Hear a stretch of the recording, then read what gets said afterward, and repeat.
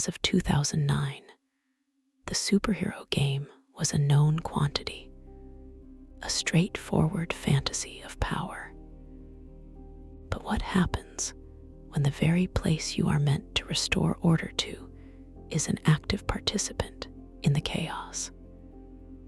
You are asked to contain madness when the walls themselves have already gone insane.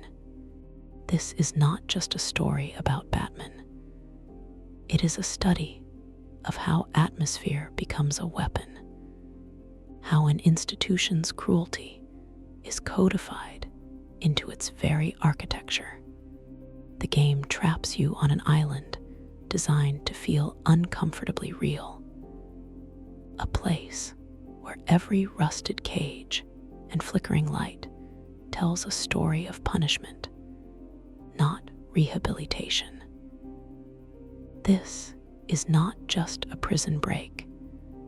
It is an examination of how a system's manufactured despair becomes a force of nature. Your world collapses to Arkham Island, a sprawling Gothic nightmare where every hallway demands a verdict. The official broadcasts from Warden Quincy Sharp deliver a story of control and order, a narrative that feels authoritative and safe.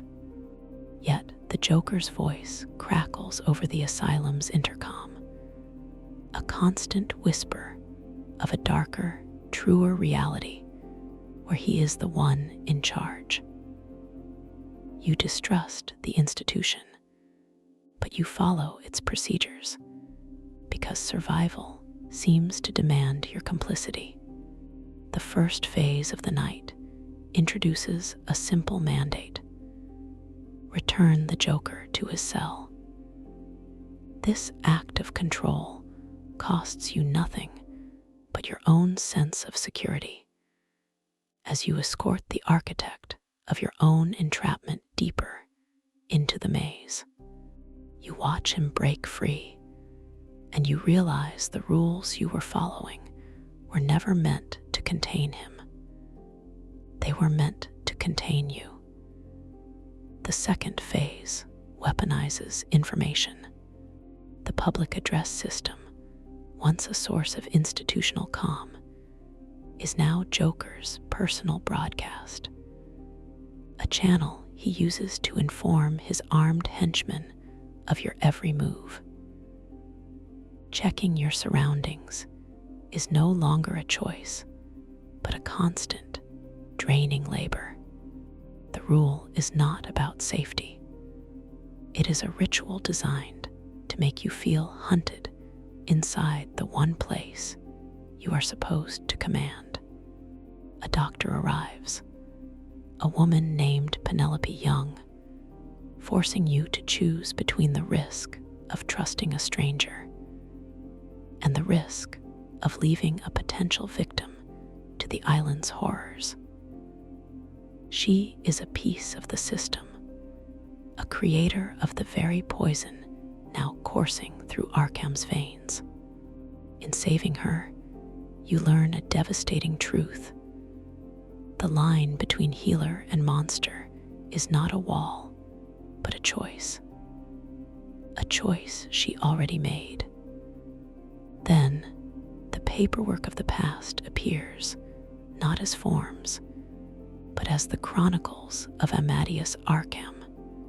Deciphering them is a procedural act that sanitizes the Asylum's origin story into a collectible. You are no longer just a vigilante. You are an archivist of madness, piecing together a history that explains how a man's grief could curdle into the foundation of a torture house. You spend precious energy looking inward, not at your own morality, but through the psychedelic lens of the Scarecrow's fear toxin. The tables are turned. The hunter becomes the prey, stalked by a monstrous projection of your deepest anxieties.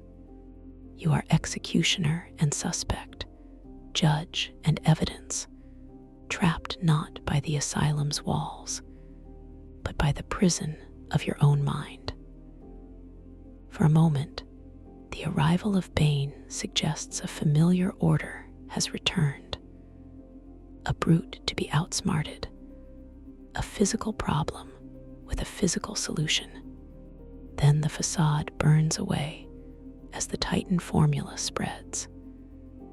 And what you feared, most a Joker with the strength to match his madness, walks the halls with impunity. The monster you were meant to stop is now the monster everyone can become. You can seal the doors and purge the island, unsure if you saved anyone or only delayed the inevitable. The Joker's laughter echoes in the silence, a testament to the fact that even if you win, the island has still remade you in its image. If you fall, you become just another one of his punchlines. And if you cross too many lines to win, the world outside these walls will only see the monster that walked out. The system does not reveal monsters. It manufactures them by demanding you sort the mad from the sane in a place that has forgotten the difference, in a world that insists you must descend into its madness to restore order. Is survival worth the price of becoming the thing you hunt? As of 2007, the rules for a superhero game were simple. They were power fantasies, clean and direct. But what happens when the fantasy curdles into a nightmare, when the asylum housing the monsters is a monster itself? You are not asked to save the city. You are asked to survive the island. This is not a review. It is a descent into how an environment becomes a character, and how a fight for control becomes a mirror for the madness held within its walls. Batman: Arkham Asylum is not just a game about a hero.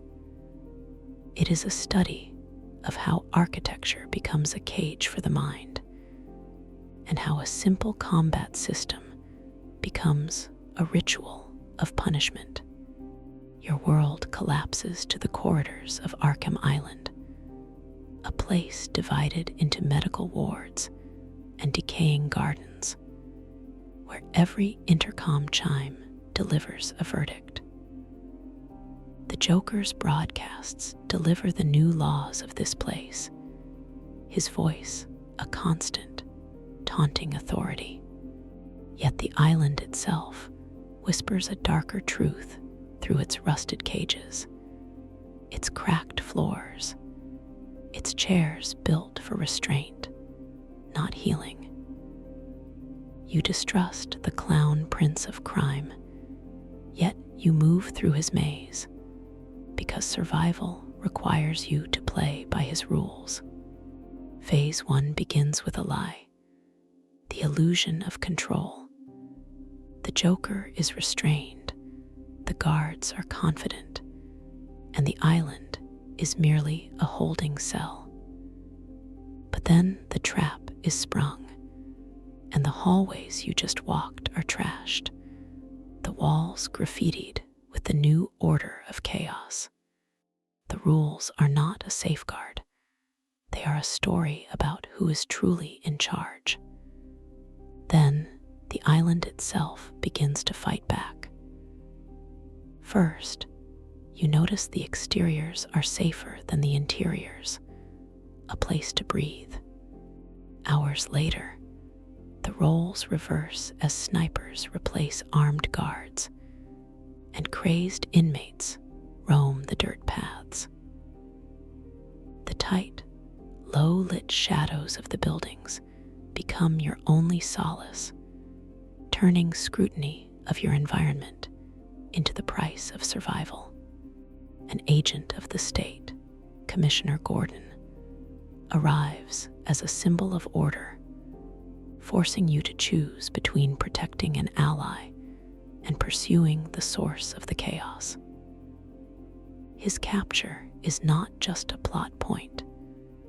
It is a mechanical test of your priorities, revealing that in Arkham, compassion is a liability. It is the first sign that the system you serve cannot protect anyone here, not even its own.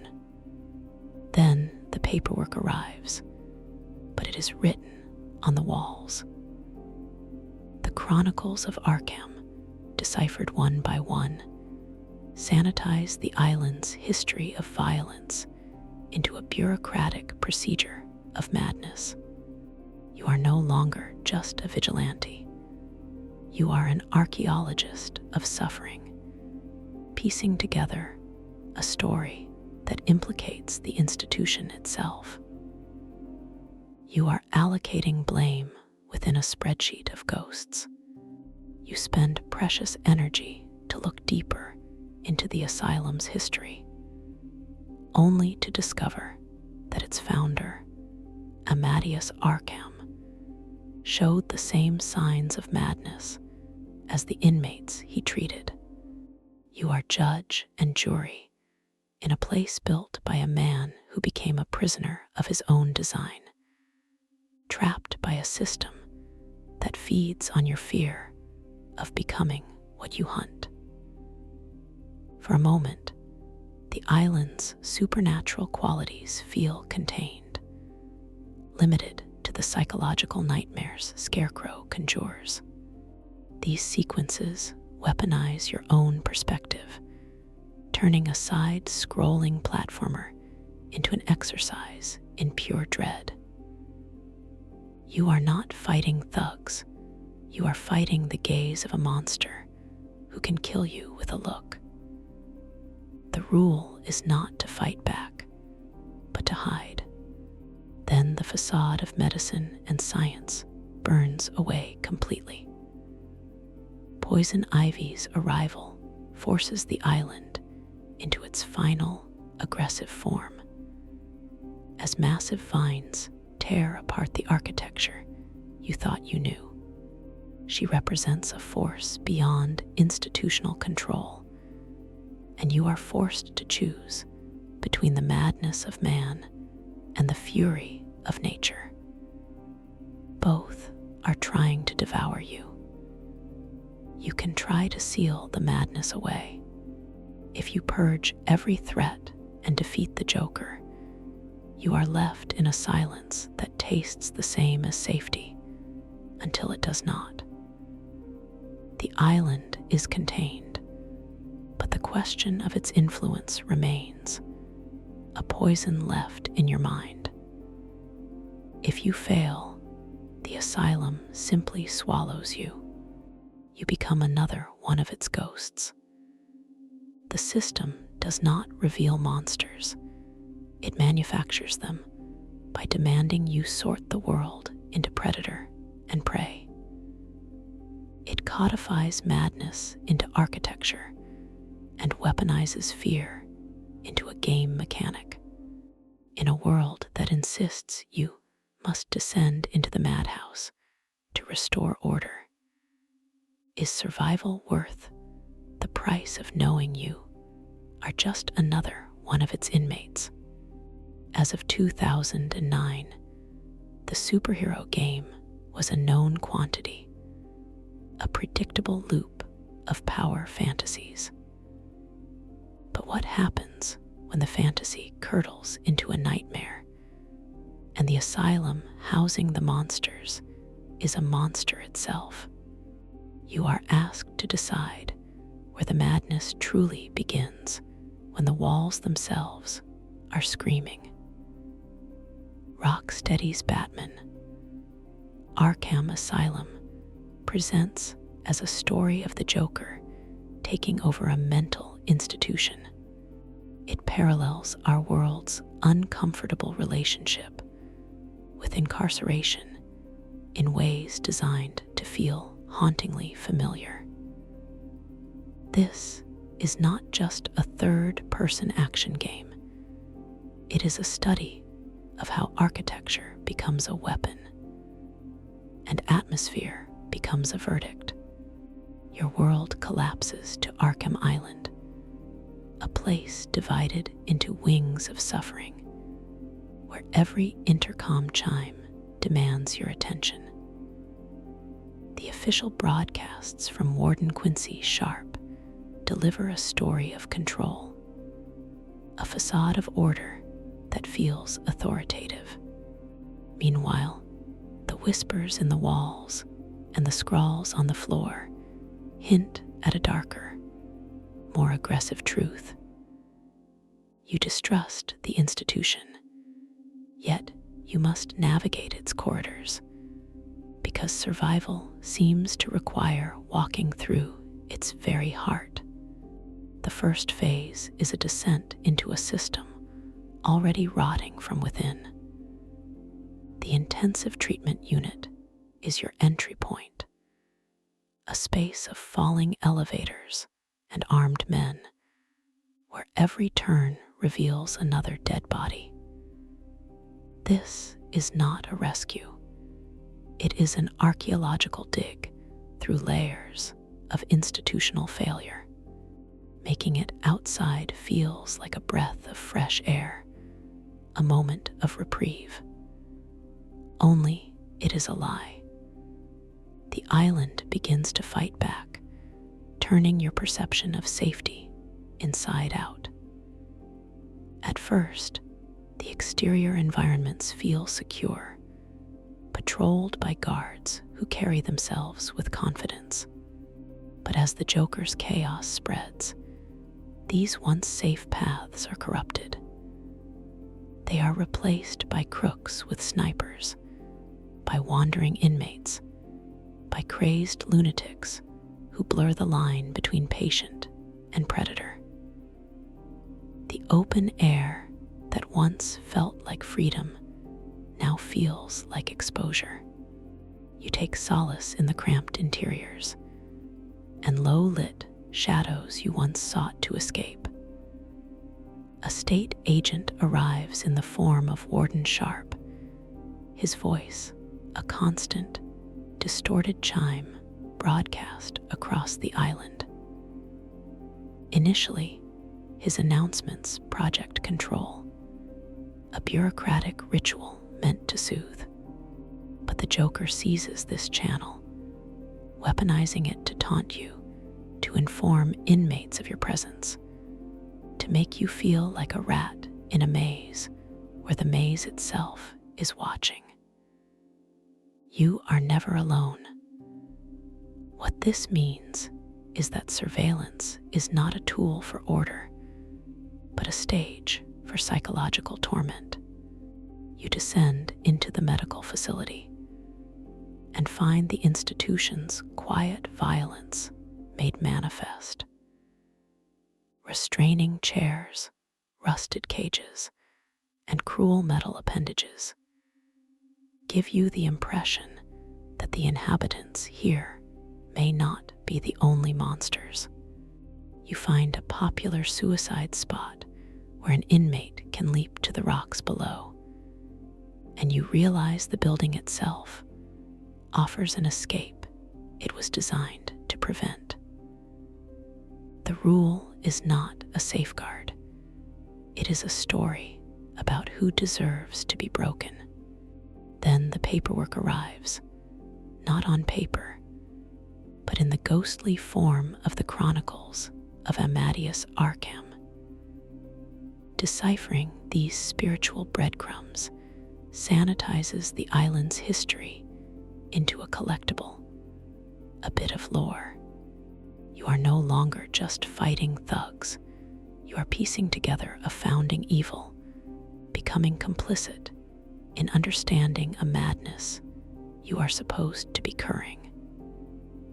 The founder himself went mad, turning his asylum into his own tomb. His spirit never left, The island's supernatural theme is no longer a feeling, it becomes a physical presence. The hulking form of Killer Croc, the way poison ivy twists the botanical gardens into an aggressive jungle, they are extensions of the island's will. Their designs are as aggressive as the architecture. The island and its inhabitants look like they have been to hell and back, and they have brought a piece of it with them. For a moment, the arrival of more guards suggests order might return. The familiar protocols and professional chatter offer a fleeting sense of stability against the encroaching chaos. Then the facade burns. The Joker unleashes his Titan formula, and what you feared most, an army of monsters born from the Asylum's own experiments, walks the grounds with impunity. The institution did not contain the threat, it created it. If you purge the island of every threat, the silence that follows tastes the same as safety until it does not. If even one trace of the madness remains, the night will come for you from inside the walls you fought to secure. You can leave the island, but the question of what the island made of you lingers. It is a poison in your mind. The system does not reveal monsters. It manufactures them by demanding you navigate a world built from cruelty. The rusted cages, the broken floors, the very atmosphere is a testament to a sickness that infects everything it touches, including you. In a world that insists you must descend into its madness to restore order, is survival worth the price of never truly leaving the asylum behind? It is just past midnight on Arkham Island, and the system has already failed. But what happens when the asylum's walls become a mirror, reflecting the very brutality they were built to contain? You are asked to decide what separates a hero from a monster when the only tools you have are your fists. This is not just a breakdown of a combat system. It is a study of how brutal efficiency becomes its own kind of madness. The free-flow combat of Arkham Asylum was never just about fighting thugs. It was about codifying violence into a perfect, rhythmic ritual that feels dangerously close to a dance. Your world collapses to this one island, a sprawling monument to institutional decay. The Joker's distorted voice crackles over the asylum's intercom, delivering daily verdicts that twist sanity into a joke. You follow the trail of bodies and chaos because survival seems to require this complicity, this descent into the heart of the machine. Day 1 introduces the rhythm. You face a circle of unarmed inmates, and the rules are simple. Strike, counter, repeat. Every punch costs nothing but a press of a button, turning your scrutiny of the enemy into a fluid, almost thoughtless physical response. The explanations are simple, they are criminals. You are justice until you notice that this dance rewards momentum over mercy. The rule is not about safety. It is a story about who controls the chaos. Then the blade arrives, forcing you to choose between a swift counter and a broken combo, revealing a symbolic truth. The knife-wielding enemy is not just another thug. He is an interruption in your perfect rhythm, a test of your focus. He weaponizes your own momentum against you, a reminder that the system you have mastered can be turned, twisted, and used to bleed you out. He is the first sign that this perfect violence has a price. The stun baton follows. The electric crackle of the cattle prod demands a new approach, a vault, an attack from behind. This enemy is the state agent archetype in its most primitive form, protected by a tool of control that makes a direct assault impossible. To defeat him, you must adopt the tactics of a predator, not a brawler. You become the thing that strikes from the shadows, because the direct application of force is no longer enough. You finally turn your gaze inward through the lens of detective mode. You see a world of skeletons and heartbeats, a simplified clinical view that strips away the humanity of your opponents. You see them not as men, but as threats to be neutralized. You are the executioner and the analyst, the judge and the evidence, trapped by a system that feeds on your own calculated detachment. For a moment, the arrival of Bane, the hulking titan, the state-sanctioned monster, suggests a return to a simpler order. He is a boss, a clear objective to be overcome through a learned pattern. But then, the facade burns. Joker unleashes the Titan formula, and what you feared most, a force that mirrors your own brutality, but lacks all restraint, now walks the halls with impunity. They are a perversion of your own methods. You can try to maintain your perfect rhythm, a dance of non-lethal takedowns that feels clean. You can lean into the brutality, using throws and ground pounds that border on the monstrous. Or you can become the ghost, using fear and stealth to avoid the dance altogether, isolating your targets one by one. Each choice is a verdict on who you are becoming in the dark. The system does not reveal monsters. It manufactures them by demanding you sort the world into threats and objectives. It gives you a rhythm for violence and calls it justice. In a world that insists you must perfect brutality to survive, is survival worth the price of forgetting the man behind the mask? As of 9 p.m., the world is a maze of iron and whispers. The Joker has turned Arkham Island into his personal kingdom, and you are its sole, unwanted guest. But what happens when the only way to hunt a monster is to become one yourself?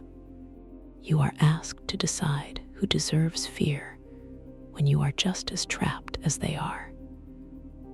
This is not just a story about one dark night on a forgotten island. It is a study of how the tools of a predator are forged. It is an examination of how the mechanics of stealth and surveillance become the architecture of terror. A system you both dismantle and perpetuate with every silent takedown. Your world collapses to the cold stone of Arkham, a sprawling prison divided into medical bays, crumbling cell blocks, and overgrown gardens. The Joker's voice crackles through the Asylum's intercom, a constant broadcast of madness that feels like the only authority left. Meanwhile, the quiet hum of your own technology, your detective mode, offers a different kind of truth, a colder, more clinical one. You distrust the clown prince of chaos, yet you become his mirror, using the same shadows and whispers to turn his hunters into your prey. Phase 1 begins in the claustrophobic interiors.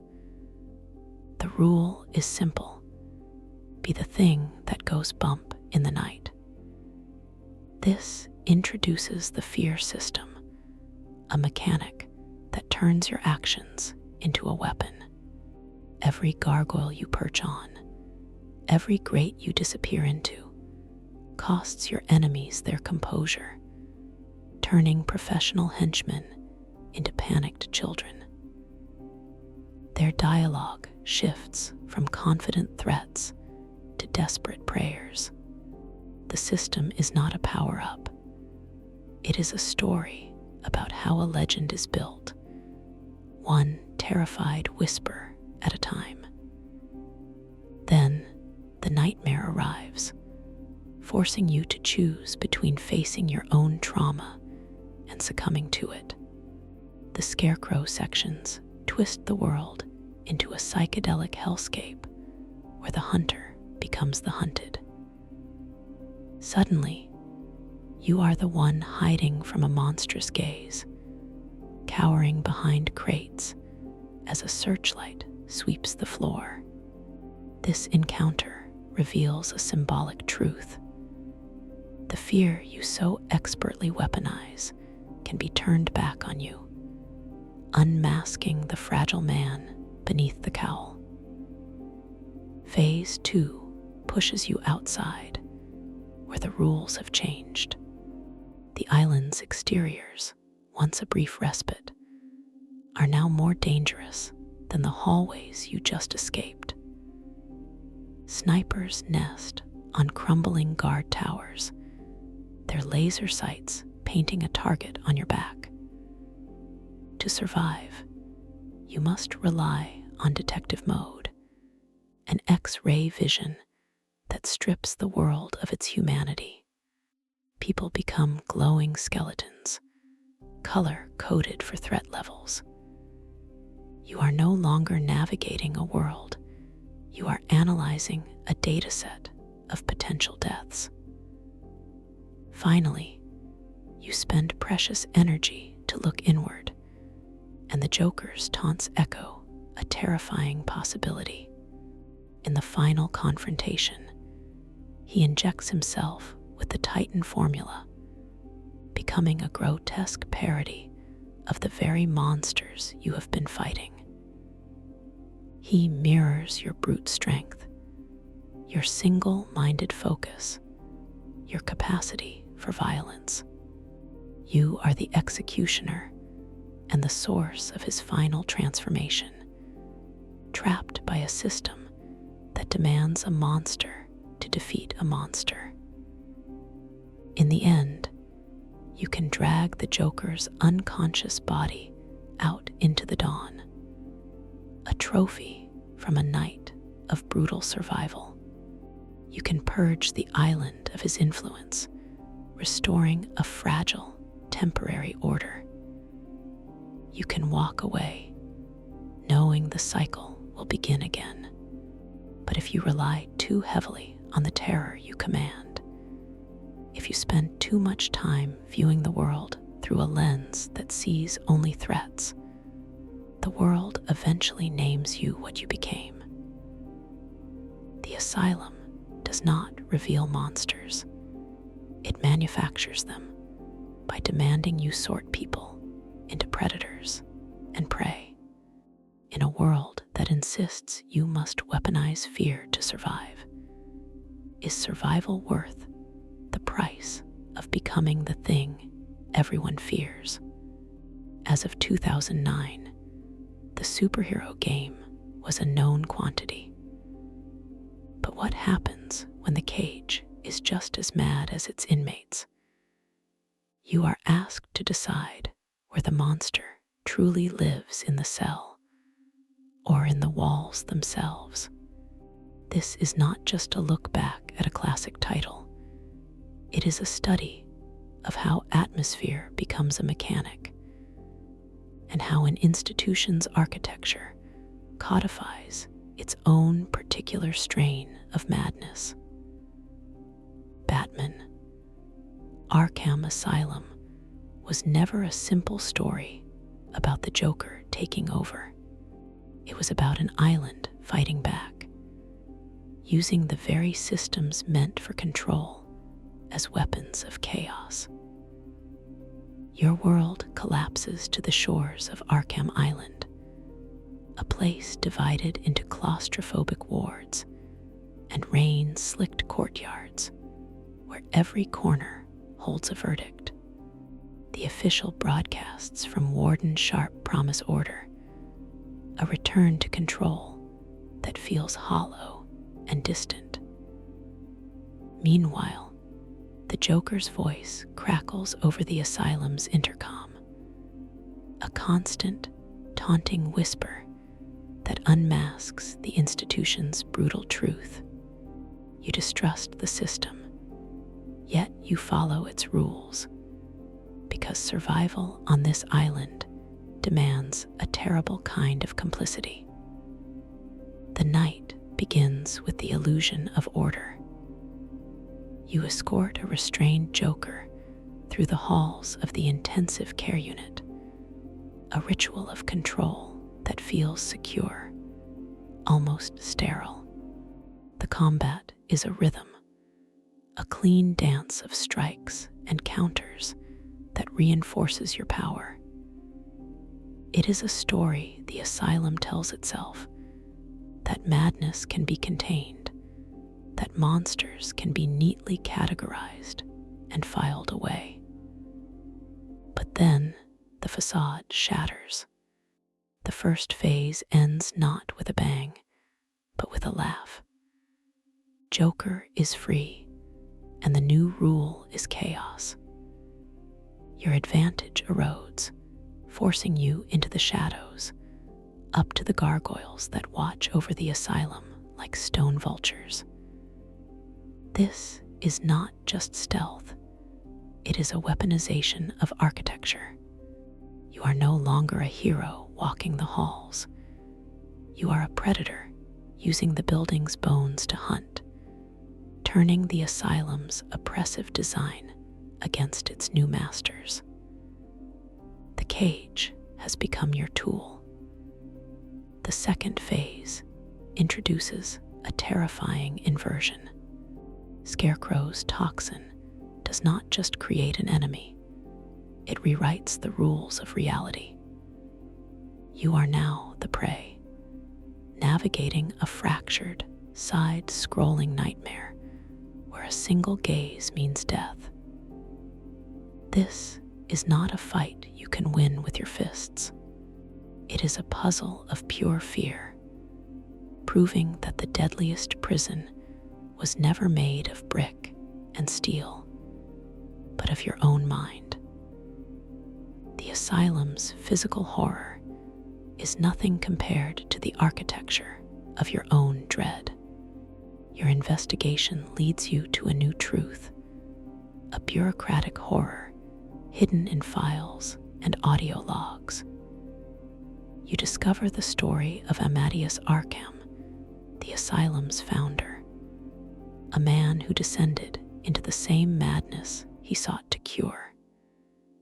His spirit, a legacy of righteous cruelty, now infects Warden Sharp.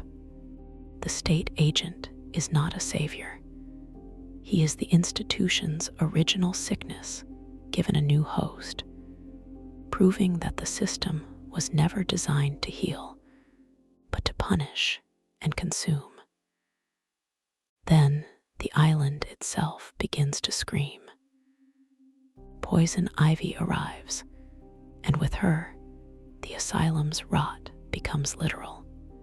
Massive, unnatural vines tear through stone and steel, turning familiar paths into hostile jungles. Traversing these spaces is no longer about stealth.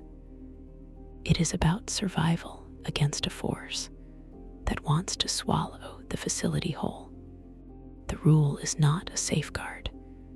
It is a story about a world reclaiming itself from the failed ambitions of men. Finally, the paperwork arrives. Not a file, but a formula. The Titan Serum. This is the game's ultimate moral test, sanitized into a chemical equation. You are not just fighting monsters, you are fighting the blueprint for their creation.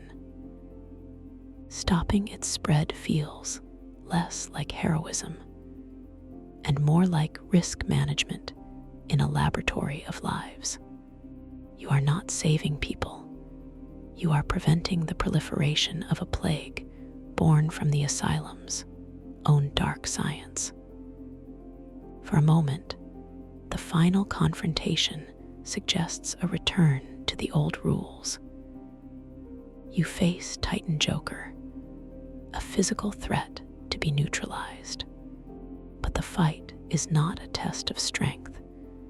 It is an examination of your entire journey. You use every tool, every piece of knowledge you have gained from the island's brutal lessons. You are not just fighting the Joker. You are fighting the Asylum itself. You can save the day, stop the plan, and restore a fragile order to the island.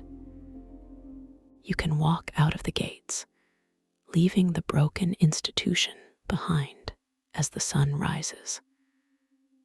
But another ending waits in the silence that follows. If you purge every threat, if you master every shadow and neutralize every monster, the quiet you have earned tastes the same as isolation.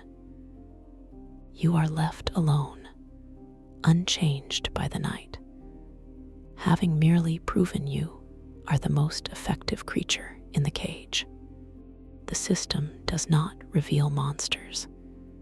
It manufactures them by demanding you sort the world into predators and prey. In a world that insists you must weaponize fear to survive, is survival worth the price of becoming the perfect hunter?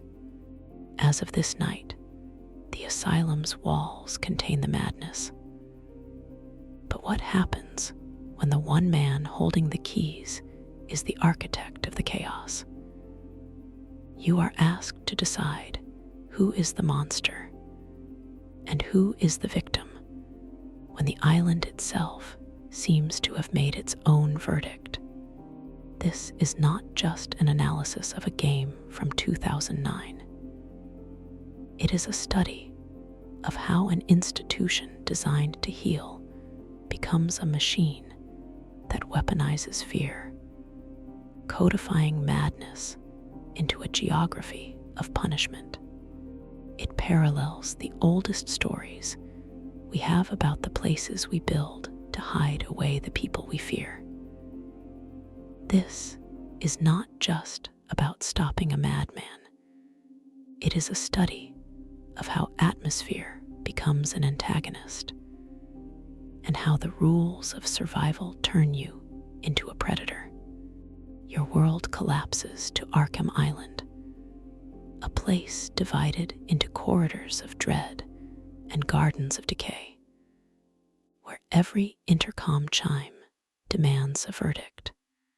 The official broadcast from Warden Sharp delivers daily platitudes that feel hollow, while the Joker's twisted transmissions whisper a darker truth directly into your ear.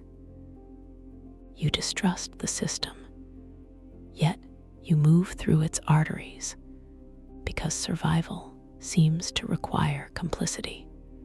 Day 1 introduces the first rule. The island is a closed system. The Joker's escape is not a breach. It is an inversion of power. The asylum is now his, and you are the lone trespasser. Your first cost is certainty, as every shadow could hold an enemy, and every ally is a potential hostage. The inmates' explanations for the chaos sound reasonable until you realize they only echo the logic of their new master. The rule is not a safeguard. It is a story about who is truly in control.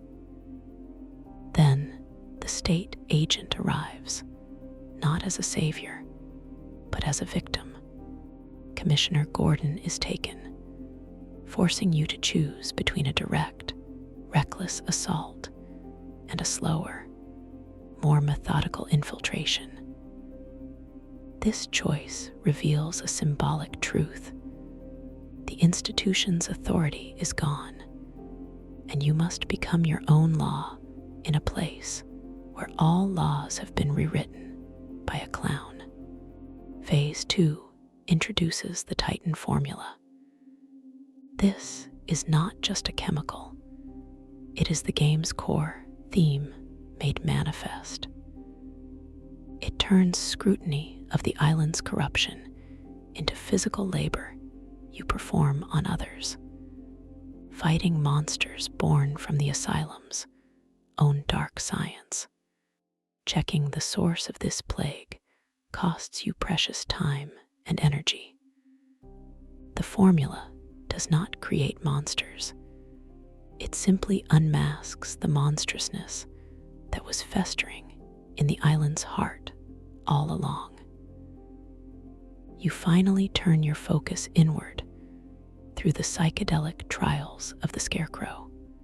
He forces you to look at your own deepest fears, showing you the signs of the very madness you are fighting. The system does not just test you, it infects you. You are the hunter and the hunted, the judge and the evidence, trapped in a nightmare that feeds on your fear of becoming what you fight. Paperwork arrives, not as a form, but as a cure.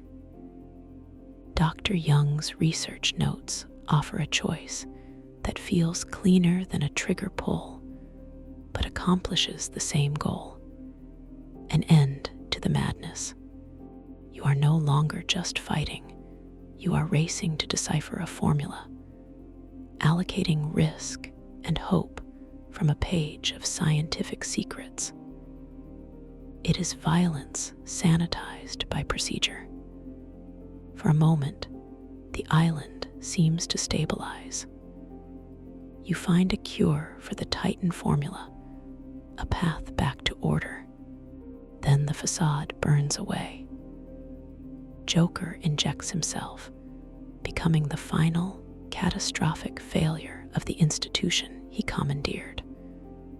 What you feared most, the complete triumph of chaos over reason, now walks the halls with impunity. There are no clean exits, only degrees of contamination. Seal the asylum, and you are left with the silence, unsure if you saved anyone or only delayed the inevitable infection of the world outside. If even one drop of Titan remains, the madness will find a way to seep through the cracks. If you purge every threat, the quiet tastes like safety until it becomes the sound of isolation. If you cross too many moral lines, the world you save will only remember you as the monster you had to become. The system does not reveal monsters. It manufactures them by demanding you sort the mad from the sane in a world built by both. In a place that insists you must become a predator to survive, is survival worth the price of the hunt? As of 2007, the superhero video game was a punchline. But what happens when the asylum housing the joke becomes the most serious place on Earth. You are asked to decide where the monster ends and the architecture begins. This is not just a retrospective. It is a deep dive into how a single location can become a character, a judge, and a cage for your own morality. Batman. Arkham Asylum was not just another third-person action game. It was a study of how atmosphere becomes a weapon, how a building codifies the madness it claims to contain. Your world collapses to Arkham Island, a place of gothic medicine and modern brutality, where every distant chime demands a verdict. The Joker's voice, broadcast over the asylum's official intercom, delivers daily taunts that feel both chaotic and authoritative. Meanwhile, the island itself whispers a darker truth through its decaying walls, and the tortured souls trapped within them. You distrust the clown prince of crime, yet you move through his maze because survival requires you to play his game. Night 1 begins with the illusion of control. The Joker is restrained, the hallways are orderly, and the island's exterior feels like a breath of fresh air after the claustrophobic intensity of the processing wing. The initial rules are simple. Follow the trail, rescue the commissioner, restore order. But then the Joker breaks free, and the island begins to turn against you. This is the second phase. The secured exteriors, once a safe haven, become more dangerous than the interiors as snipers replace guards and crazed inmates wander the paths. The very environment is weaponized, and you learn that safety is a memory, not a location. The island is not just a setting. It is a story about who has lost control. A figure of institutional order, Warden Quincy Sharp, arrives not as a savior, but as a ghost haunting his own creation. His pride in capturing criminals, displayed like trophies in the Arkham mansion, reveals a deeper sickness. You realize his obsession with cleansing Gotham is not a safeguard against madness, but another form of it. Sharp is the system's true face, a man who built a cage so elaborate he trapped himself inside. You finally turn your gaze inward, using your detective vision not on a criminal trail, but on the asylum's history. You find the chronicles of Amadeus Arkham, the founder, and discover that you have been walking through a monument to one man's grief turned into institutional cruelty. You are not just a detective tracking a villain. You are an archaeologist unearthing a forgotten horror, trapped by a system that feeds on its own tragic past. Paperwork arrives in the form of patient interview tapes, and with it, a choice that feels cleaner than a punch and accomplishes the same moral judgment. You listen to the sanitized confessions and psych evaluations of men like Victor Zass, and you sort them into categories of sane and insane, curable and lost. You are no longer just fighting criminals. You are participating in the bureaucratic machinery that labels and condemns them. For a moment, the arrival of Bane, a hulking monster born of the island's secret experiments, suggests a return to simple, physical conflict. Then the facade burns away. You realize the Titan formula is not just a weapon. It is the Asylum's philosophy made flesh, a process that doesn't cure madness, but perfects it into a monstrous, controllable form.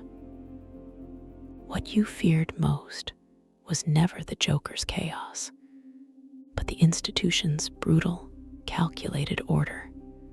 You can try to escape with the survivors, descending into the Batcave unsure if you saved anyone or only sealed yourself in a tomb.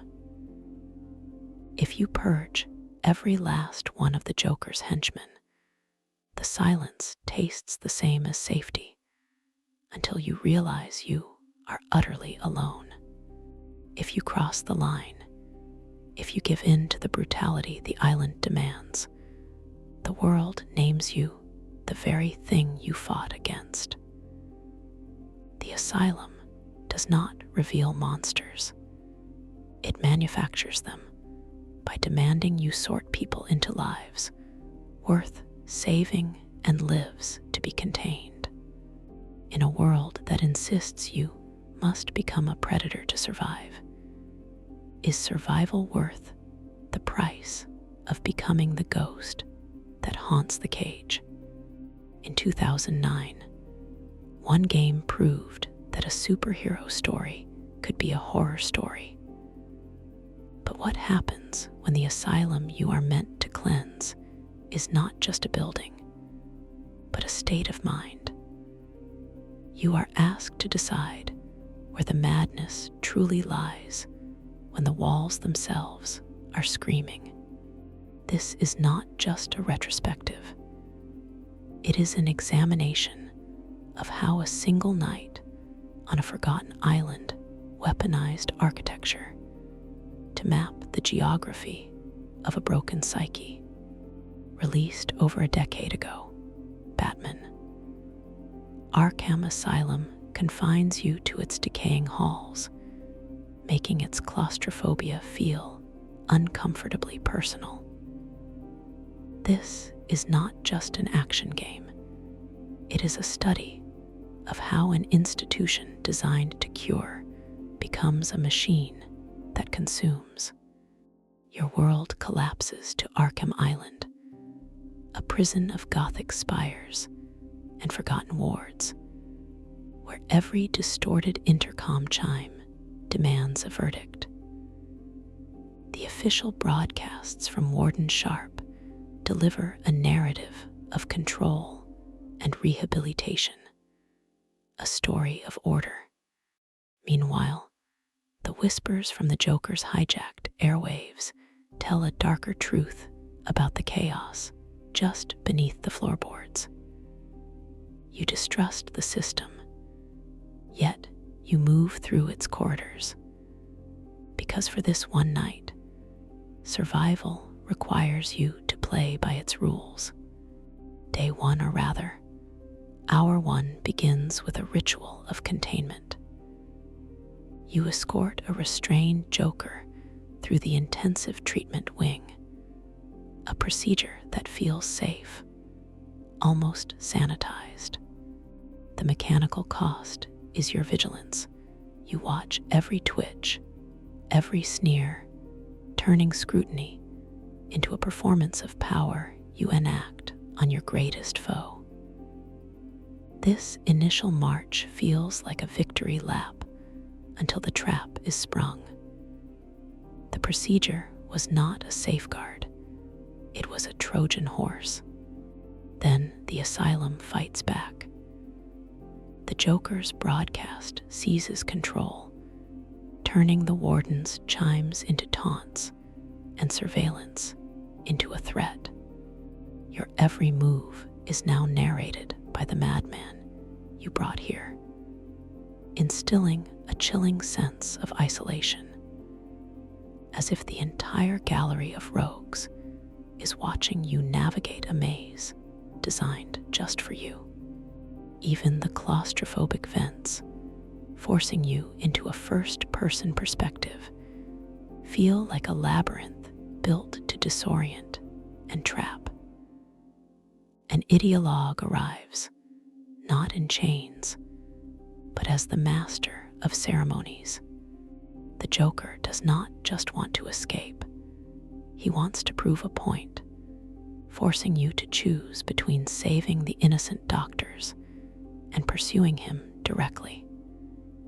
He reveals the symbolic truth of the asylum, that it is not a prison for madness, but a stage.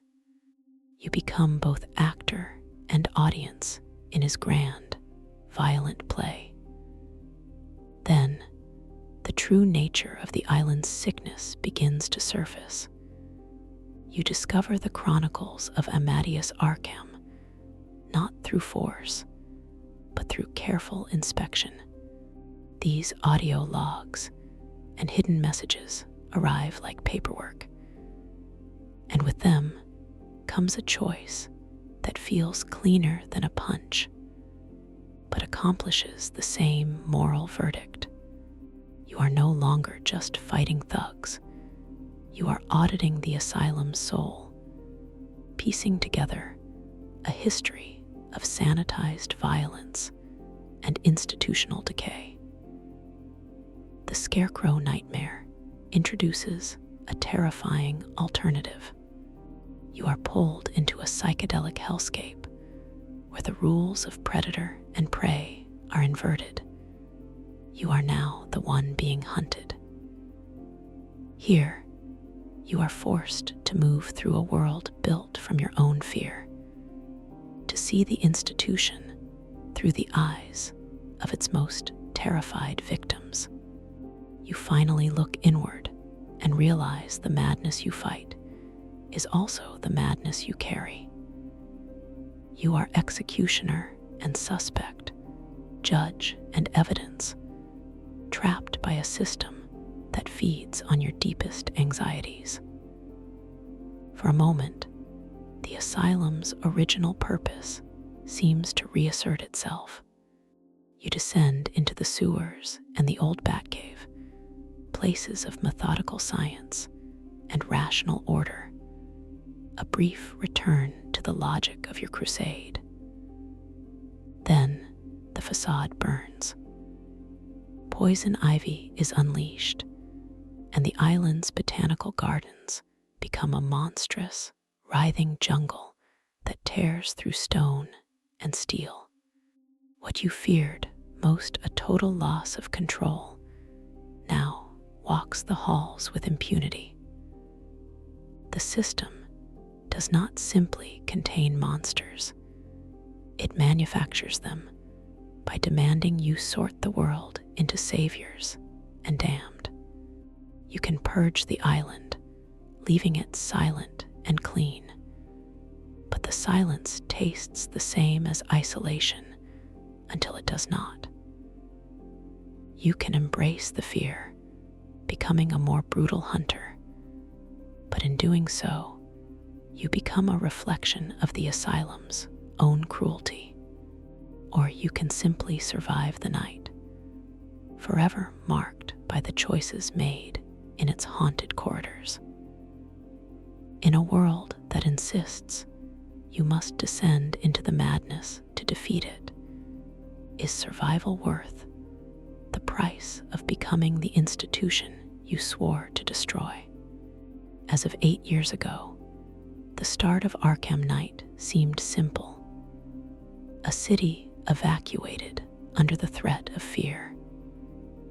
But what happens when the first casualty, the spark that lights the fuse, is not just a random victim, but a ghost from Gotham's past? You are asked to decide if a man's final act was a sacrifice, or just another piece of stagecraft in a much larger, more cruel performance. The theory is not new, but it persists with a chilling logic. It argues that the man in the red hoodie, the smoker in Polly's diner, whose terror ignites Scarecrow's city-wide ultimatum is none other than Lonnie Matchin. This is not just a fan theory about a cameo.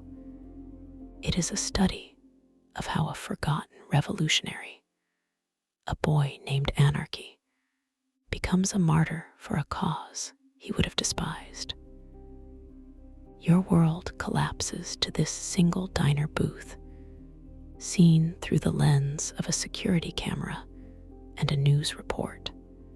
You are given only 2 channels of information: the symbols left behind and the face of the dead.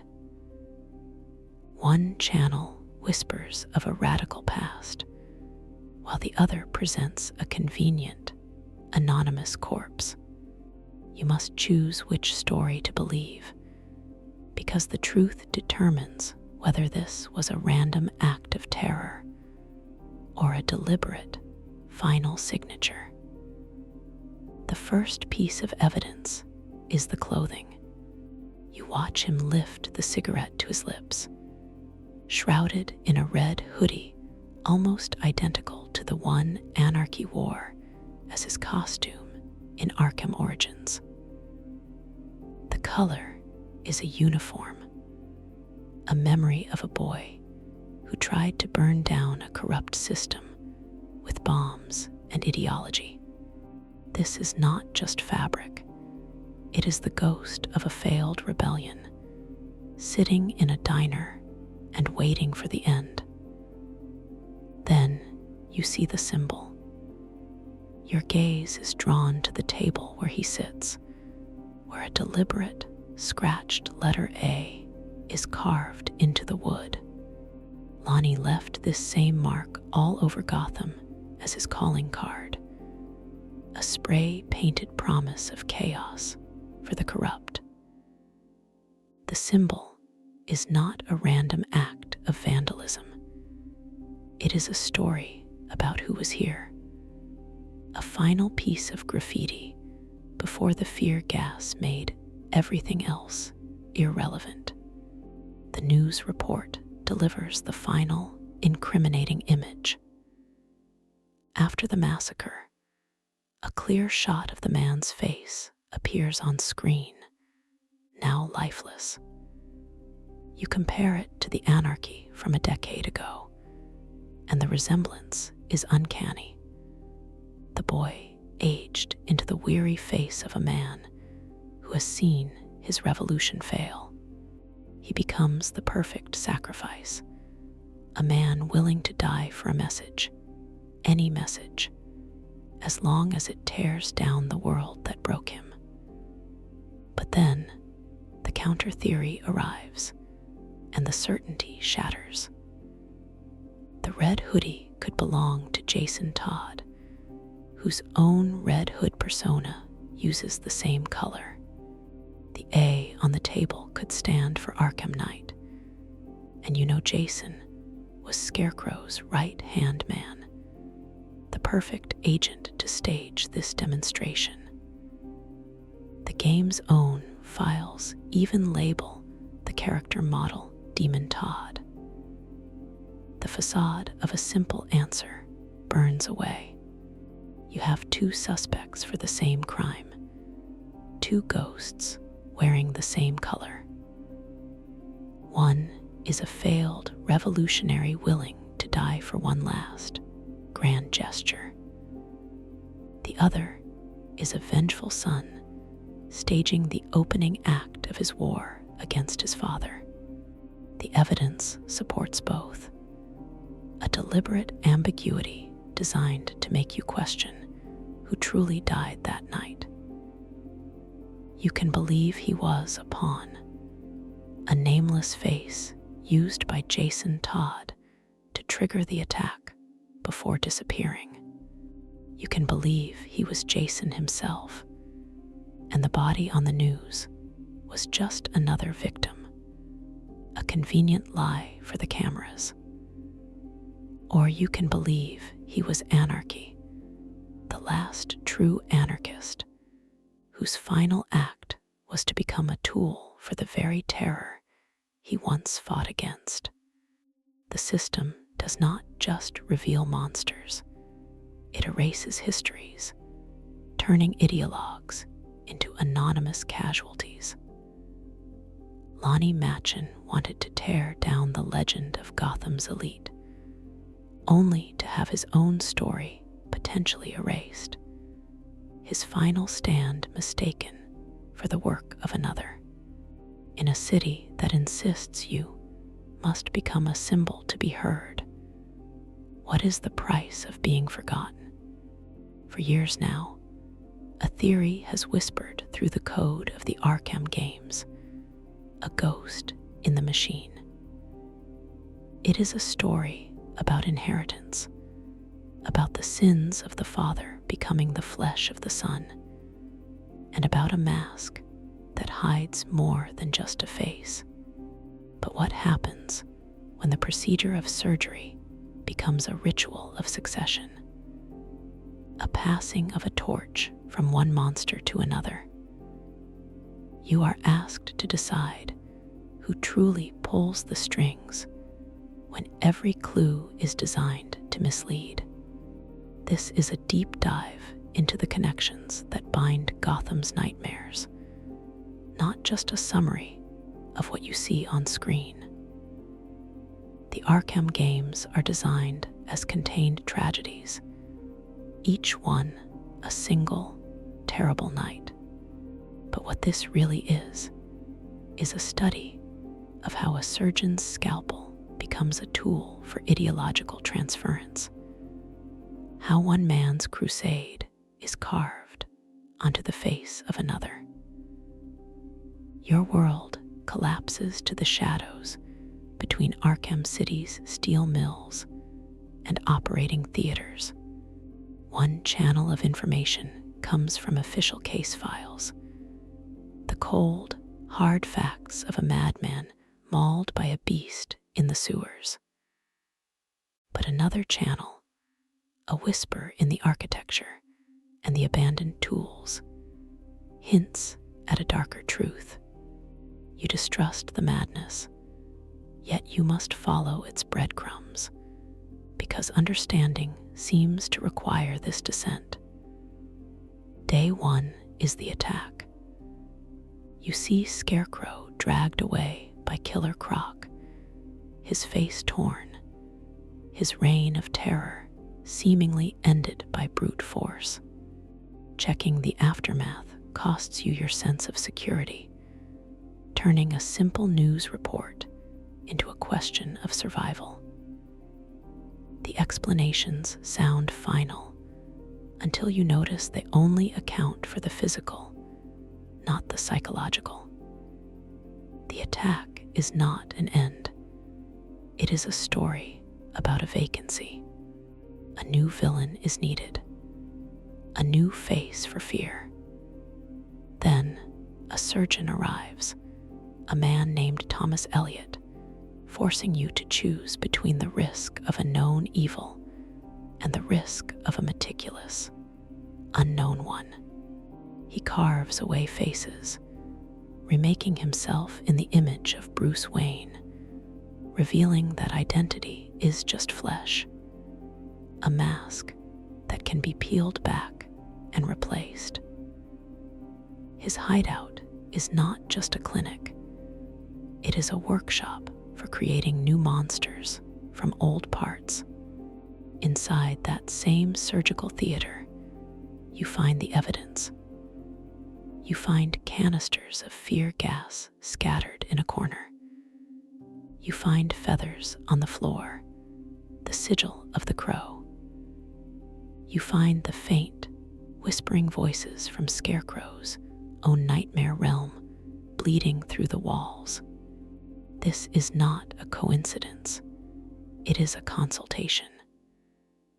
The paperwork arrives in the form of a new face, one surgically reconstructed not just to hide scars, but to embody them. Scarecrow's new appearance in Arkham Knight is a choice that feels cleaner than a simple mask and accomplishes the same transformation. He is no longer just a man in burlap. He has become a living effigy of terror, his skin itself a testament to his philosophy. You are no longer looking at a victim. You are witnessing a coronation. You finally turn the scalpel inward, spending precious energy to look at Hush's own obsession, and discover he is not just building a new face for himself, but for others. He is the architect of Gotham's new horrors, the man who gives its monsters their masks. You are witness to the creation, judge of the evidence, trapped by a system that feeds on your need for answers. For a moment, the clean lines of the surgical tools and the sterile environment suggest order has been restored, that a broken man has been put back together. Then the facade burns. The new scarecrow emerges, not healed, but weaponized, walking the streets with a face that is no longer a wound, but a manifesto. What you feared most has been given a surgeon's precision. You can seal the files and walk away, unsure if you have solved a mystery or only delayed the inevitable rise of the next nightmare. If even one hint of this collaboration remains, the fear will come for you from behind a new, unfamiliar face. If you accept the official story, the silence tastes the same as ignorance until it does not. If you connect the dots, the world names you what you have become: a witness to a conspiracy of monsters. The system does not just punish monsters, it gives them new life by demanding you accept the surface story. In a world that insists a surgeon's only job is to heal, is survival worth the price of ignoring the ones they choose to create? Some theories are just whispers, scattered breadcrumbs left for us to find. They suggest a different story hiding in plain sight, written in subtle dialogue, in deliberate omissions, in the blank spaces the developers left behind.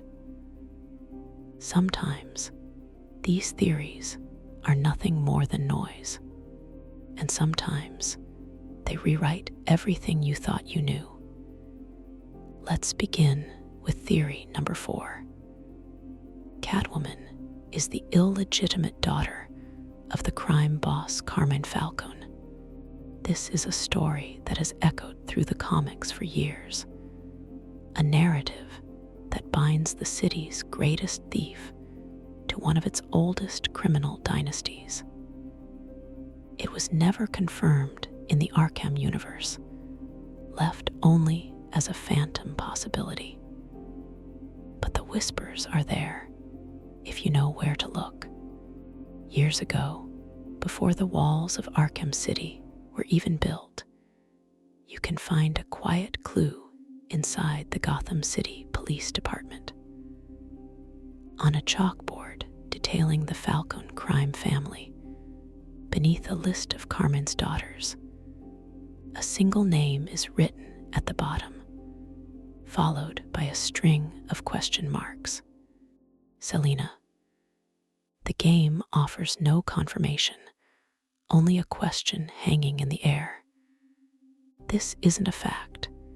It is a story about who might belong to whom, a hint that a legacy of crime might be coded into her very blood. Fast forward 6 months. You are inside Black Gate Prison, and Carmine Falcone speaks of a secret vault, its password the name of a woman, Louisa. You can find this vault yourself, tucked away in maximum security. Inside, a data pack from the Riddler waits, and his words are a poisoned dart aimed directly at Falcone's secret. He taunts the old man about Louisa, about letting the cat out of the bag. The wordplay is no accident. What this means is the ledger you find is more than just a record of corrupt judges.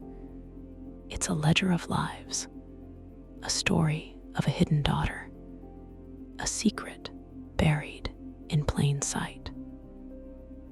The final piece falls into place nearly a decade later, in the basement of the Arkham City courthouse. You stand before Calendar Man, and he speaks to Catwoman not as a thief, but as an heir. He mentions the Falcone mess, then asks a chilling, casual question about her birthday, about what she expects from her father this year. He is not just implying a connection, he is stating it as fact. The theory becomes a verdict. In this world of orphans and broken families, Selina Kyle is not just a stray. She is royalty, the unclaimed daughter of a fallen king, and her entire life has been a war against the name she never even knew she carried. Now we descend into the second theory, the fifth whisper. The woman who died at the end of Arkham City was not the real Talia al Ghul. You remember the scene. You stand in the Monarch Theater, a place haunted by death. Talia drives her sword into the Joker's back, only to be cut down by a bullet moments later. Her body falls. But then the great twist reveals itself. The healthy Joker was a phantom, a performance by Clayface. And after the chaotic battle that follows, after the theater is reduced to rubble and silence, you notice something is wrong. Talia's body is gone. It is simply not there. You could dismiss it as a developer's oversight, a convenient way to clear the battlefield. But that doesn't explain what happens next. You carry the Joker's body out into the night, not hers. Why would you leave her behind? Unless the body truly was never there to begin with. The most damning evidence is not what you see, but what you don't. There is no blood. Just minutes before, you watched Ra's al Ghul drive the same sword through Hugo Strange, and the wound was real.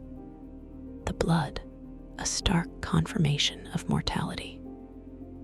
When that same blade pierces the Joker, there is nothing. A clean wound on an impossible body. A perfect clue that this is not flesh and blood, but living clay. So when Talia is shot, you see no bullet wound, no bloodstains spreading across her clothes. There is nothing. What this means is you were not watching one performance, but two. Clayface was not just impersonating the Joker. He was also impersonating Talia al Ghul. The logic is cold and perfect. There is no body to carry out because her form was reabsorbed into Clayface's monstrous transformation. There is no blood because Clay does not bleed. Cut content found within the game's files confirms this was the original intent. A fight against a twisted, Talia-themed version of the monster. A final, horrifying reveal. The real Talia, the woman you knew just moments before, died somewhere off-screen. She was likely murdered by Clayface as soon as she led him to the Lazarus pit. Her purpose served, her identity stolen. She became a mask for the monster, a puppet in a tragedy designed to break you. In the end, it changes nothing, and yet it changes everything. Talia is dead, one way or another, her body added to the morgue in Arkham Night, your grief a heavy shroud in the evidence locker. But the story of her death becomes a darker, more intricate betrayal. You did not watch your love die. You watched a monster wear her face as it died in her place. The system does not just reveal monsters. It uses them to hide the truth, to twist love into a weapon and grief into a final, bitter joke. In a world that insists you must see things with your own eyes to believe them, what happens when your eyes can no longer be trusted? As of this moment, a thug in Arkham Knight stands guard on a Gotham rooftop. You have defeated him a dozen times before, but this time he is different. He is a ghost, a repurposed asset hiding a story the game never meant to tell. But what happens when the code itself becomes a confession? You are asked to decide where the character ends and the data begins. This is not just a collection of fan theories. It is a study of how a game's discarded pieces become a kind of truth. The world of Arkham is littered with ghosts, digital remnants of cut content, and repurposed models that tell a story of their own. A story of expediency, of development shortcuts that accidentally create lore. Your world collapses to the game's files, a place of cold, hard data where every texture map and audio log demands a verdict. The official narrative, delivered through cutscenes, feels authoritative.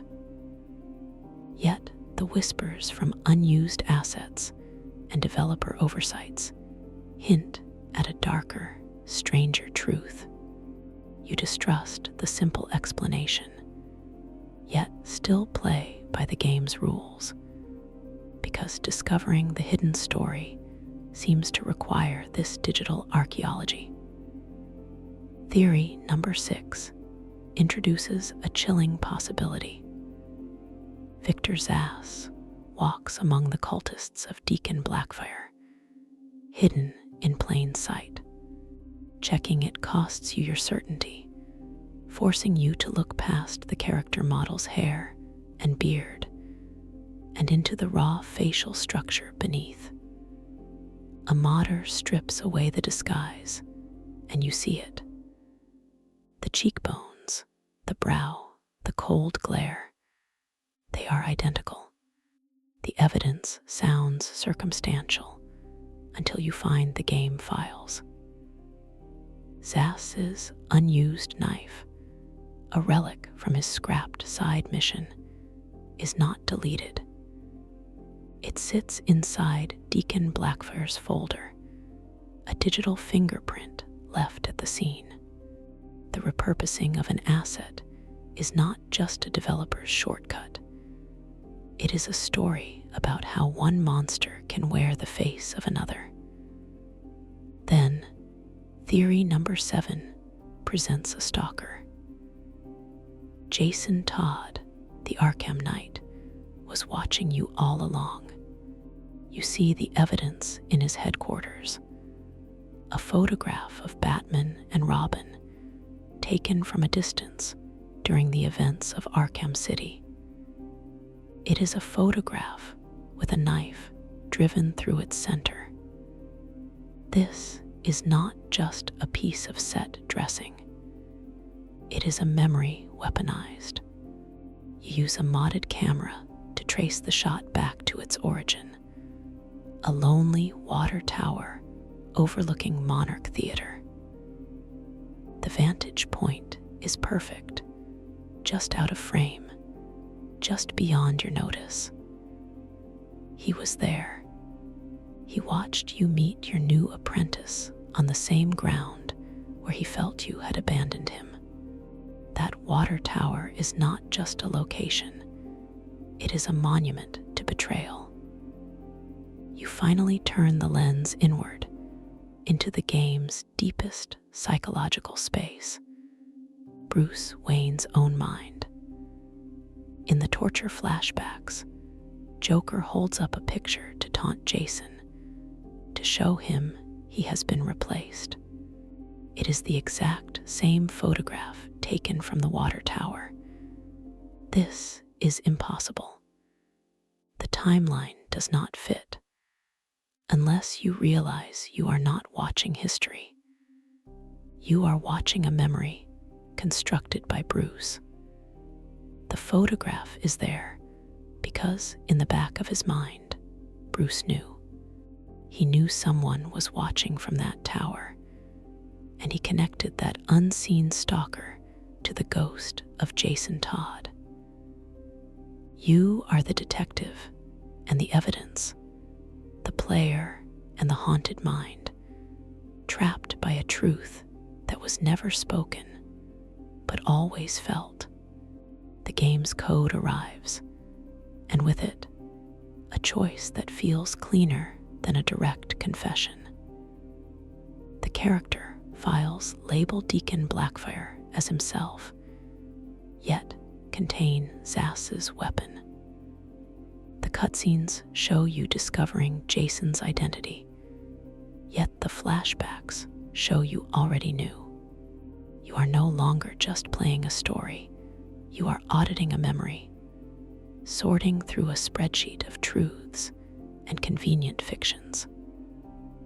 For a moment, the final reveal of the Arkham Knight suggests the mystery is solved. The mask comes off, the truth is laid bare, and the narrative finds its order. Then the facade burns away when you realize the real story was never about the Knight's identity, but about Batman's denial.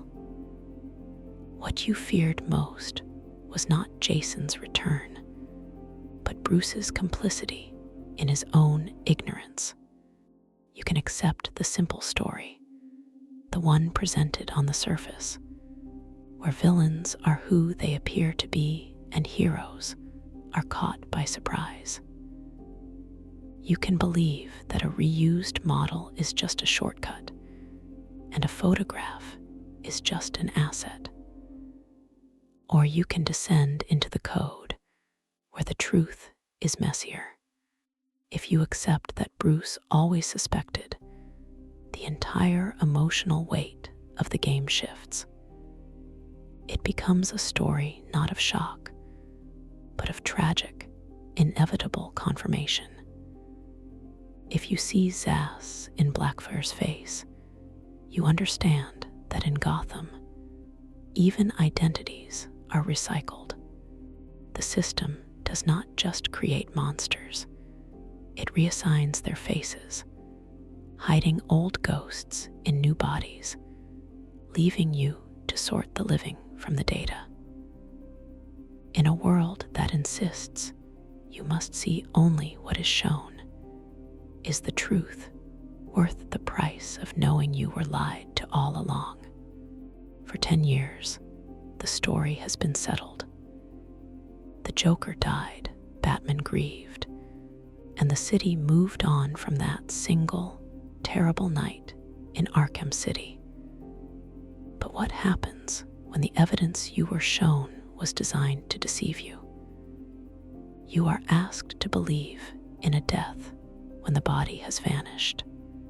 This is a deep dive into the ghosts that haunt the Arkhamverse, not just a summary of its endings. Today, we examine how the smallest details in a world built on lies can unmask its most devastating truths. This is not just a collection of fan theories. It is a study of how game design itself becomes a conspiracy, hiding uncomfortable possibilities in plain sight. Your world collapses to a single night, a sprawling prison city where every shadow and secret recording demands a verdict. The official story is broadcast over the loudspeakers, a neat narrative of heroes and villains. But in the code, in the whispers of thugs, in the very geometry of the world, a darker truth echoes. You distrust the official account, yet you accept its ending, because survival in a story seems to require complicity. Day 1 introduces the first crack in the facade. You are told Talia al Ghul dies, shot by Joker in the Monarch Theater.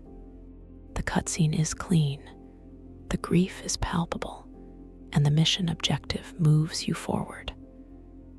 But the evidence doesn't align. When Hugo Strange is stabbed minutes earlier, he bleeds. When the fake Joker is stabbed, he does not. When Talia is shot, she also does not bleed, and her body vanishes the moment the fight begins. The game is not showing you a death, it is showing you an impossible performance. The rule is not a bug. It is a story about deception. An insider arrives, a fragment of cut content found buried in the game's files. It reveals an unused model, a version of Clayface themed to look exactly like Talia al Ghul. This was the original plan for Talia's body to melt away, revealing the monster beneath. The mechanic was cut, but the clues were left behind, forcing you to choose between the convenient fiction on screen and the chilling possibility buried in the code. Day 2 introduces a new rule: the convenient lie of Jason Todd's death. You see the videotape, a grainy recording of Joker pulling the trigger. The gunshot rings out, the screen cuts to black, and Batman's greatest failure is sealed in your memory. It feels final. It feels absolute, until you look closer. In the nightmare sequences of Arkham Knight, Bruce's mind replays the scene. You watch from a different angle as Joker fires the gun, and from this new perspective, you see the truth. The bullet misses. It strikes the wall to Jason's right, never making contact. You are not witnessing a memory of a murder. You are witnessing Batman's subconscious admission that he was lied to. What this means is that Batman's guilt was never about Jason's death. It was about his abandonment. Then, paperwork arrives. Not a file, but a photograph shown to Jason during his torture. It's a picture of Batman with the new Robin, Tim Drake, proof that he has been replaced. But you recognize the photo. It's the exact picture Jason himself took from a hidden vantage point during the events of Arkham City. The timeline makes no sense unless you realize this is not Joker's evidence. It is Batman's mind filling in the blanks, connecting the stalker from Arkham City to the boy he thought was dead. You are no longer just an observer. You are inhabiting a mind that has known the secret all along, but refused to believe it. For a moment, the official story seems to hold. Joker died, Jason was a ghost, Talia was a casualty. facade burns away. The bullet misses. The body vanishes. The timeline warps. What you accepted as fact walks again, not as a character, but as a question mark carved into the narrative itself. The system does not reveal monsters. It manufactures them by asking you to accept an ending that the evidence screams is a lie. If you believe the official story, you find peace in a world with clear heroes and villains. If you believe the evidence buried in the code, you see a world where Batman was deceived for years. If you believe his subconscious, you realize he was lying to himself all along. If you accept that the developers left these clues on purpose, the story names you what you have become. A detective who knows the truth is a ghost. In a world that insists you must accept the story it tells you, is the truth worth the price of knowing nothing was ever real? As the credits roll on the final night, the official story feels sealed. A history written in police reports and evidence lockers. But what happens when the whispers in the alleyways tell a truer, darker tale? You are asked to decide where the performance ends, and the truth begins when the stage itself is a city of lies. This is not just a collection of fan theories. It is a study of how a city's memory becomes a weapon. It is a post-mortem on a history that refuses to stay buried, exposing the fractures in the official record. Each inconsistency, each shadow in the background, is a ghost demanding a new verdict.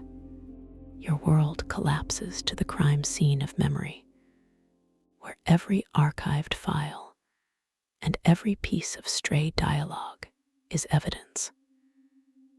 The official broadcast from the GCPD tells one story, a clean narrative of heroes and monsters. Yet the static between channels whispers of conspiracies, of identities swapped, and deaths that were not deaths at all. You distrust the neat conclusion, yet still search for a truth that requires you to believe the impossible. The first file you pull is the diner massacre, the event that ignited the final night. The official report names no accomplice of note, just a footnote in Scarecrow's plan. But you rewind the security footage and see a figure in a red hoodie, an A carved into the table where he sat. This is not just a random thug. This is the ghost of anarchy, the ideologue who believed the city deserved to burn. His sacrifice becomes the spark, turning a terrorist plot into a political statement you were never meant to understand.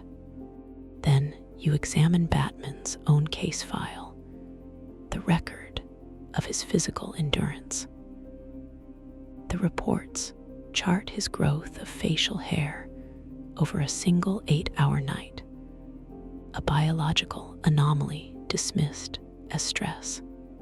You cross-reference this with his ability to fight an entire army without fatigue, to shrug off injuries that would cripple a normal man. The evidence suggests not just peak conditioning, but a borderline in human biology. The rule is not about human limits. It is a story about a man who might not be a man at all. A state agent of a different sort arrives in the form of a surgeon's file. You pull the evidence on Jonathan Crane's reconstruction after Arkham Asylum.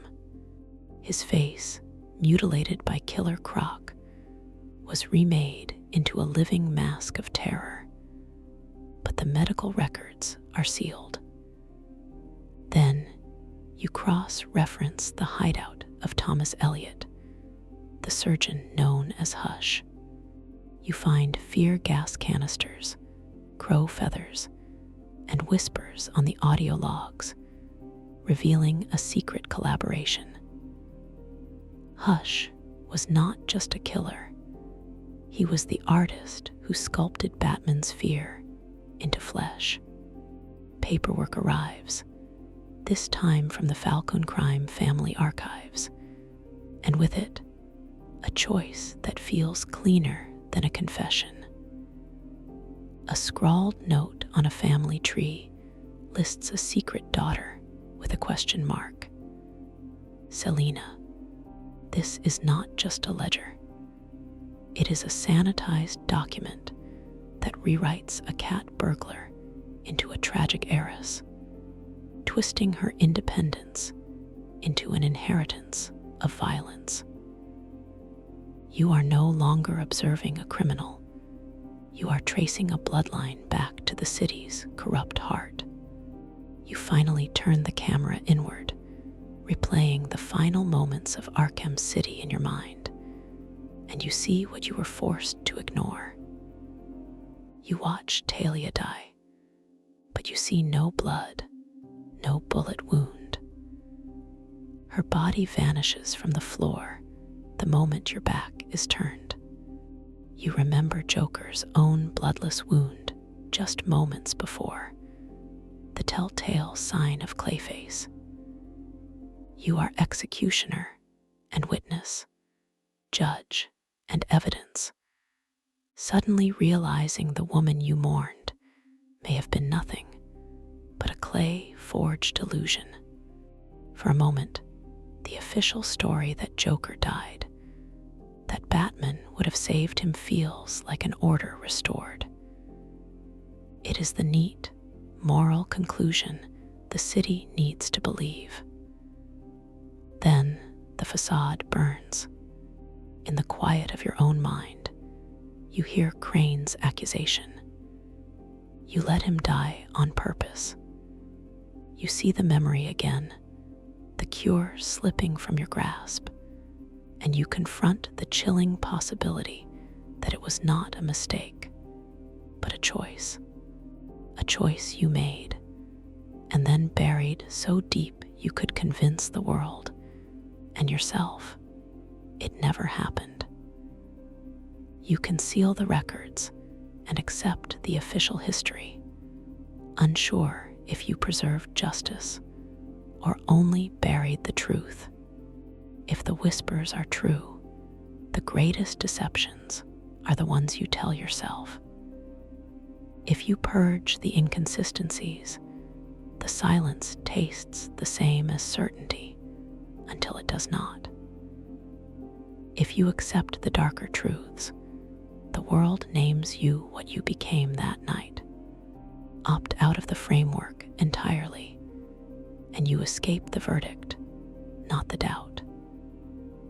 The system does not just catalog monsters, it manufactures them by demanding you sort illusions from truths.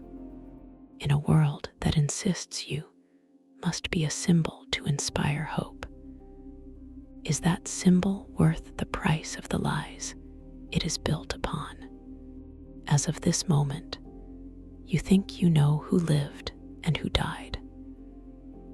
But what happens when the bodies disappear, when the faces behind the masks become interchangeable, and every death is a potential lie? You are asked to decide who deserves a final, certain truth when the world itself is built on deception. The Batman Arkham series presents a world of masks, myths, and carefully constructed falsehoods. It parallels our own struggle to find certainty in chaos. in ways designed to feel uncomfortably familiar. This is not just a collection of fan theories. It is a study of how narrative doubt becomes a weapon, turning every inconsistency into a ghost that haunts your understanding of justice. Your world collapses to the city of Gotham, an open-air asylum where every shadow could hold an ally or an executioner. The official story is broadcast on the news, a clean narrative of heroes and villains, of lives saved and lost. But whispers in the code, glitches in the matrix, suggest a darker truth. You distrust the convenient endings, yet you follow the story, because survival seems to require accepting the official lie. Day one begins with a simple question of identity. A man in a red hoodie sits in a diner, an A deliberately scratched into the table beside him. And in one terrible moment, he becomes the catalyst for the city's fall. Checking the evidence costs you your sense of security, turning a simple news report into a conspiracy. This man could be anarchy, the forgotten revolutionary, a perfect martyr for Scarecrow's cause. He could be Jason Todd, the right-hand man, testing the very toxin that will break the city. The rule is not about who he was. It is a story about who the system needed him to be in that moment. A forgotten agent of chaos arrives, forcing you to choose between the convenient truth and the haunting possibility. Lonnie Machin, the boy anarchist from years ago, vanished from the record, but his methods linger. The red hood, the symbol, the willingness to become a sacrifice for a message, it all fits. To believe he is the smoker is to believe that old ghosts can return to set the world on fire. To believe it was Jason is to accept a simpler, colder logic. The choice reveals that in Gotham, even a corpse can wear a mask. But then, the questions turn from the faces of others to your own. You see a photograph from a decade ago, a clean-shaven man who, over the course of a single 8-hour night, grows a full stubble of a beard. You witness him shrug off injuries that would cripple a normal man and fight an entire army alone without rest. These are not just game mechanics, they are signs, symptoms of a body pushed beyond any human limit. You finally spend precious energy to look inward and discover the impossible truth you have been ignoring all along. The high testosterone, the rapid recovery, the seemingly limitless endurance. Is this peak human conditioning, or something more? You are executioner and suspect, judge and evidence, trapped by a system that demands you believe in a man while showing you a monster. Paperwork arrives in the form of game files, and with it, a choice that feels cleaner than a trigger pull and accomplishes the same disappearance. A character model for a serial killer named Victor Zass is repurposed, given a new beard and a new name, Deacon Blackfire. In the code, the two are one. You are no longer fighting a cult leader. You are fighting a ghost, an identity erased and overwritten by the needs of development. Sanitizing one monster by dressing him in the skin of another. For a moment, the final confrontation in the theater suggests order has returned. Talia al Ghul stands as your ally, a blade in her hand and justice in her heart. Then the facade burns. A gunshot rings out, but her body shows no wound, sheds no blood. She falls, but when the chaos clears, her body is simply gone, vanished as if it were never there. What you feared most, that nothing is real, walks the stage with impunity. Seal the door and trust what you saw, unsure if you witnessed a murder or a magic trick. If that Talia was Clayface in disguise, then the real woman died long before, off screen and alone, her death a secret kept from you. If you believe the simple truth, then Batman left the love of his life on a theater floor to carry out the body of her killer. If you accept the lie, you admit that your senses can be weaponized against you. Either way, the silence that follows tastes the same as betrayal. The system does not reveal monsters. It manufactures them by demanding you sort people into lives and deaths based on missing bodies and contradictory evidence. In a world that insists you must accept a comforting lie to survive, is survival worth the price of never knowing the truth? As the clock tower strikes midnight, the city of Gotham is a sealed tomb, evacuated and surrendered to fear. But what happens when the ghost haunting its streets wears a familiar mask, moves with a familiar rage, and knows your every secret?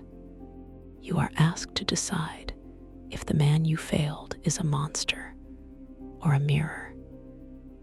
This is not just a story about one long Halloween night.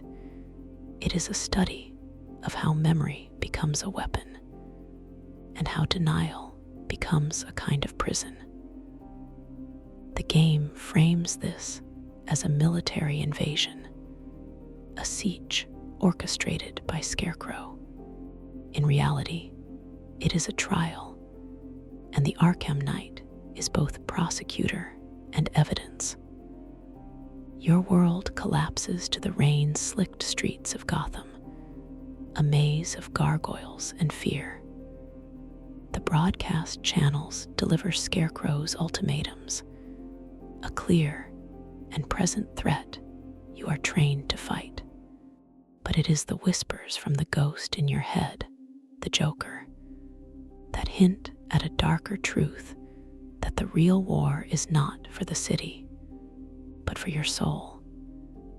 You distrust the Phantom, yet you listen to his taunts, because survival seems to require complicity with your own madness.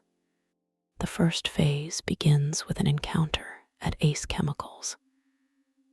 The Arkham Knight anticipates your every move, countering your tactics with a chilling intimacy. This is not just military training. This is personal.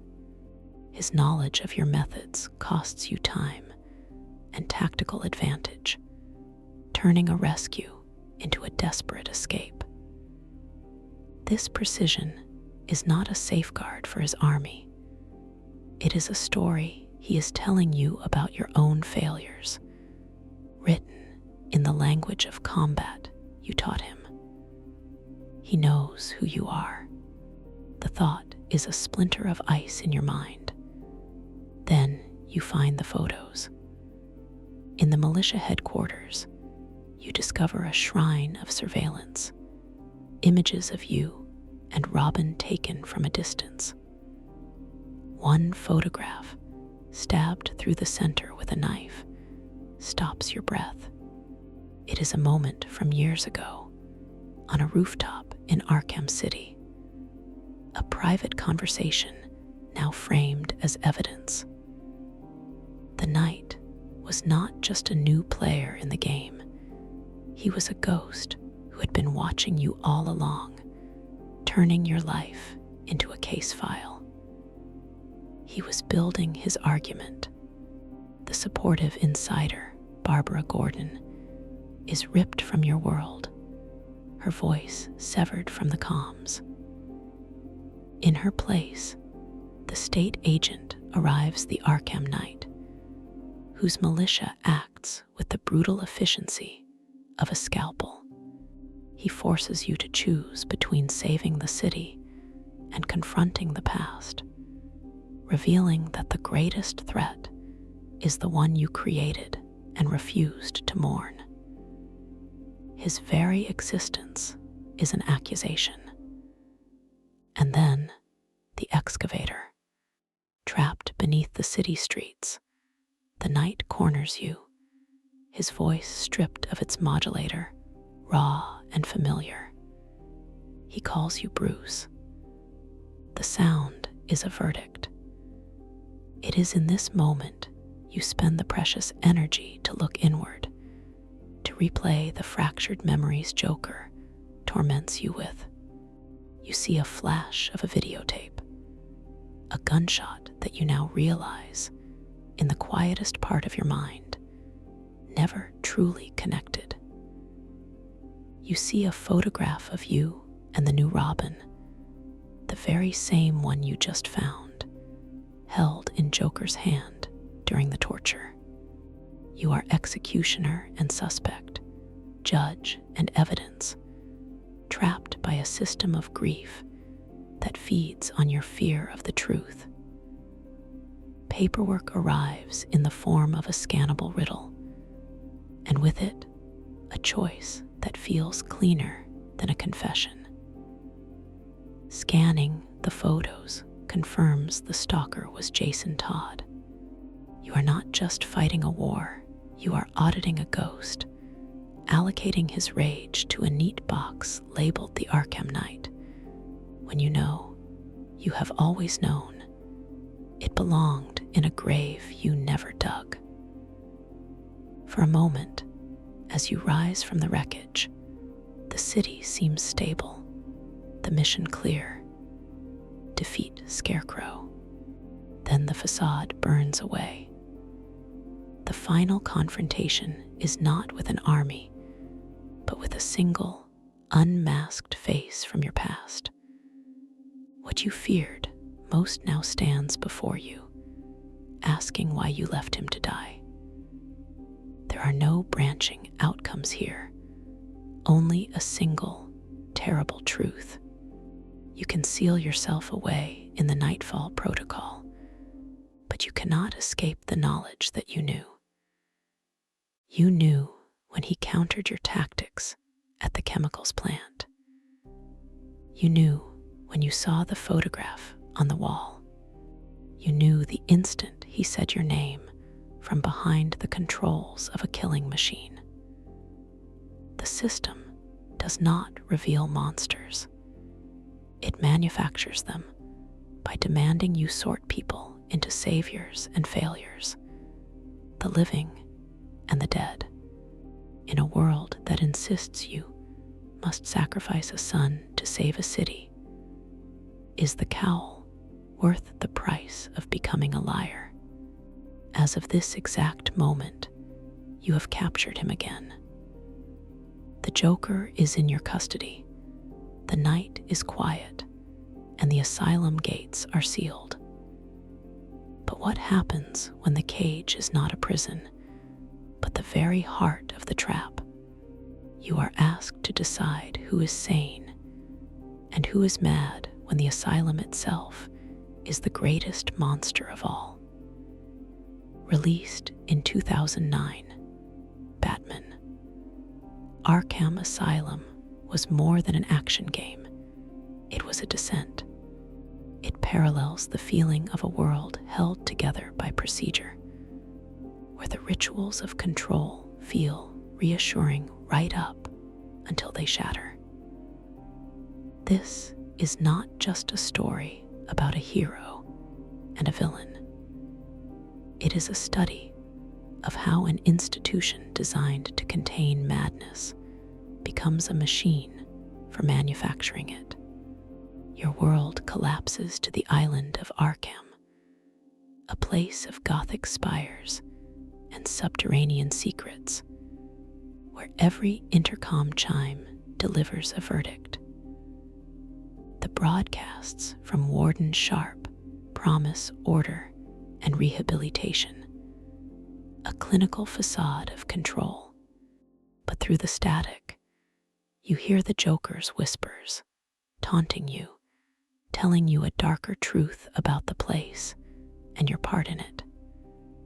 You distrust the madness, yet you must navigate its rules, because survival seems to require playing along. The first phase begins with procedure. You walk the Joker down the long hall of intensive treatment, the restraints feeling secure, the guards confident. The mechanical cost is your own vigilance, turning a simple escort mission into an inspection of every shadow, every flicker of a security camera. The rules sound reasonable until you notice they are built on the assumption of failure. The protocol is not a safeguard. It is a story about who truly runs this place. Then the system breaks. Joker is free, and the island is turned against you. The hallways that were once orderly are now trashed, the walls graffitied with insults and threats. The guards who presented a front of control are now bodies on the floor or prisoners of the lunatics they once watched. You move through the same spaces, but the script has been flipped. You are no longer the enforcer. You are the intruder. A state agent arrives in the form of Commissioner Gordon, forcing you to choose between securing him and pursuing the source of the chaos. To save your ally is to risk letting the Joker's plan escalate. To chase the Joker is to risk Gordon's life. The encounter reveals a symbolic truth. In this system, protecting one person often means sacrificing the security of everyone else. Your choices are already being weaponized against you. You finally use your own detective skills, that forensic gaze you turn on others, to look inward. You track the madness back to its source, only to find the Titan formula, a serum that twists bodies into monstrous forms. You realize the very criteria for monstrosity is being manufactured right here, under the noses of the authorities. You are the detective and the evidence, trapped in a system that feeds on its own sickness. The paperwork arrives in the form of Amadeus Arkham's journals, scattered across the island. Piecing them together feels cleaner than a direct confrontation, but it accomplishes the same unmasking of the institution's rot. You are no longer just fighting thugs. You are an archivist of insanity, discovering how one man's grief codified the island's cruelty, turning personal tragedy into bureaucratic punishment. For a moment, the mission to create a cure suggests that science and order can return. You gather spores, you analyze formulas, you chase a solution. Then the facade burns away. Poison ivy makes the island's flora grow wild, tearing apart the very foundations of the asylum. And what you feared most, a total loss of control, walks the halls as Titan-fueled monsters. You conceal yourself inside with the last of the sane, unsure if you have saved anyone or only delayed the inevitable. If you purge every threat you find, the silence tastes like safety until you realize you are completely alone. If you cross the line and give in to the brutality, the world outside these walls will name you for what you became in the dark. Or you can opt out of the framework entirely, facing the source of the chaos head on, escaping the choice, but not the cost. The system does not simply contain monsters. It demands you sort the world into the sane and the unsalvageable, the curable and the damned. In a world that insists you must enter the asylum to restore order, is survival worth the price of becoming its most permanent resident? It is well past midnight on Arkham Island, and the lunatics are running the asylum. But what happens when the architecture of madness is not just in the minds of the inmates, but in the very bricks and mortar of the place meant to contain them? You are asked to restore order to a world where the walls themselves are whispering for chaos. The game is not just a brawler. It is a study of how an environment becomes a weapon. This is about a place designed to punish, not to heal, and how its very design turns predator into prey and back again. The asylum itself is the true antagonist. Your world collapses to a single, isolated island, a prison built on a foundation of whispers and rust. The Joker's voice crackles over the intercom, an official channel of chaos, delivering new rules for his deadly game. You distrust the entire institution, yet you follow its winding corridors and claustrophobic vents, because survival requires you to navigate the madness on its own terms. The first phase is a lie. The Joker is restrained, the guards are confident, and the system appears to be working exactly as intended. Then the trap is sprung, and the hallways you once walked freely become a gauntlet of armed men and broken minds. The cost is your sense of control, turning every corner into a potential ambush. The rule is not about security. It is a story about who is truly in charge. An intruder arrives, not from outside the walls, but from within your own mind. Scarecrow's fear toxin does not just create monsters. It unmasks the ones already there. You are forced to choose between the reality of the fight in front of you and the psychological horror he projects onto it, revealing that your greatest enemy is your own perception of fear. He weaponizes your trauma. The second phase introduces the Titan formula. You see its effect on others, turning men into hulking, mindless beasts. Checking their monstrous forms costs you precious seconds in a fight, turning your tactical advantage into a desperate scramble. This is not just a strength enhancement. It is the asylum's core philosophy made manifest, an ideology that believes the only way to control a monster is to become a bigger one. Then You descend into the sewers, and the hunt begins. Killer Croc, a force of nature, arrives to test you. You cannot fight him directly. You must outmaneuver him, turning his own environment against him. The encounter reveals a symbolic truth.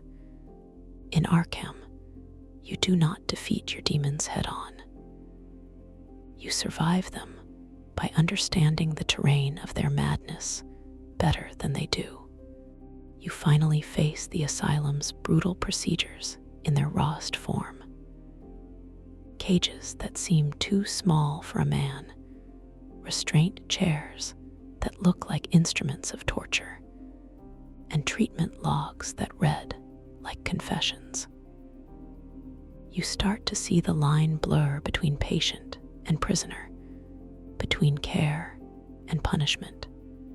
The paperwork of this place does not document healing. It is a ledger of sanitized violence, turning cruelty into a routine. For a moment, the Asylum's history suggests an order to the chaos. You find the chronicles of Amadeus Arkham, the founder, and it seems you are walking in the footsteps of a man who tried to impose logic on the illogical. Then the facade burns away. You learn that the warden, Quincy Sharp, believes he is the reincarnation of Arkham's spirit, driven mad by the very institution he commands. The system has consumed its master. The end game is not a choice you make, but a conclusion that was written from the moment the gates closed behind you. If you give in to the brutality required to survive, the island names you its newest inmate. If you believe you can cleanse the asylum, you only become part of its cycle of violence. Opt out of the Joker's final, monstrous game, and you do not escape the cost. You only postpone the verdict. The asylum does not reveal monsters. It manufactures them, demanding you sort broken people into categories of containment and punishment. In a world that insists you must become a beast to tame the beasts, is survival worth the price of becoming the thing you hunt? As of this night, the asylum holds the madness. But what happens when the madness holds the asylum? You are asked to decide who is the monster when the cage itself is the first horror. Your world collapses to this island, a monument to Gothic decay and clinical cruelty, where every shadow holds a whisper and every intercom crackle demands a verdict.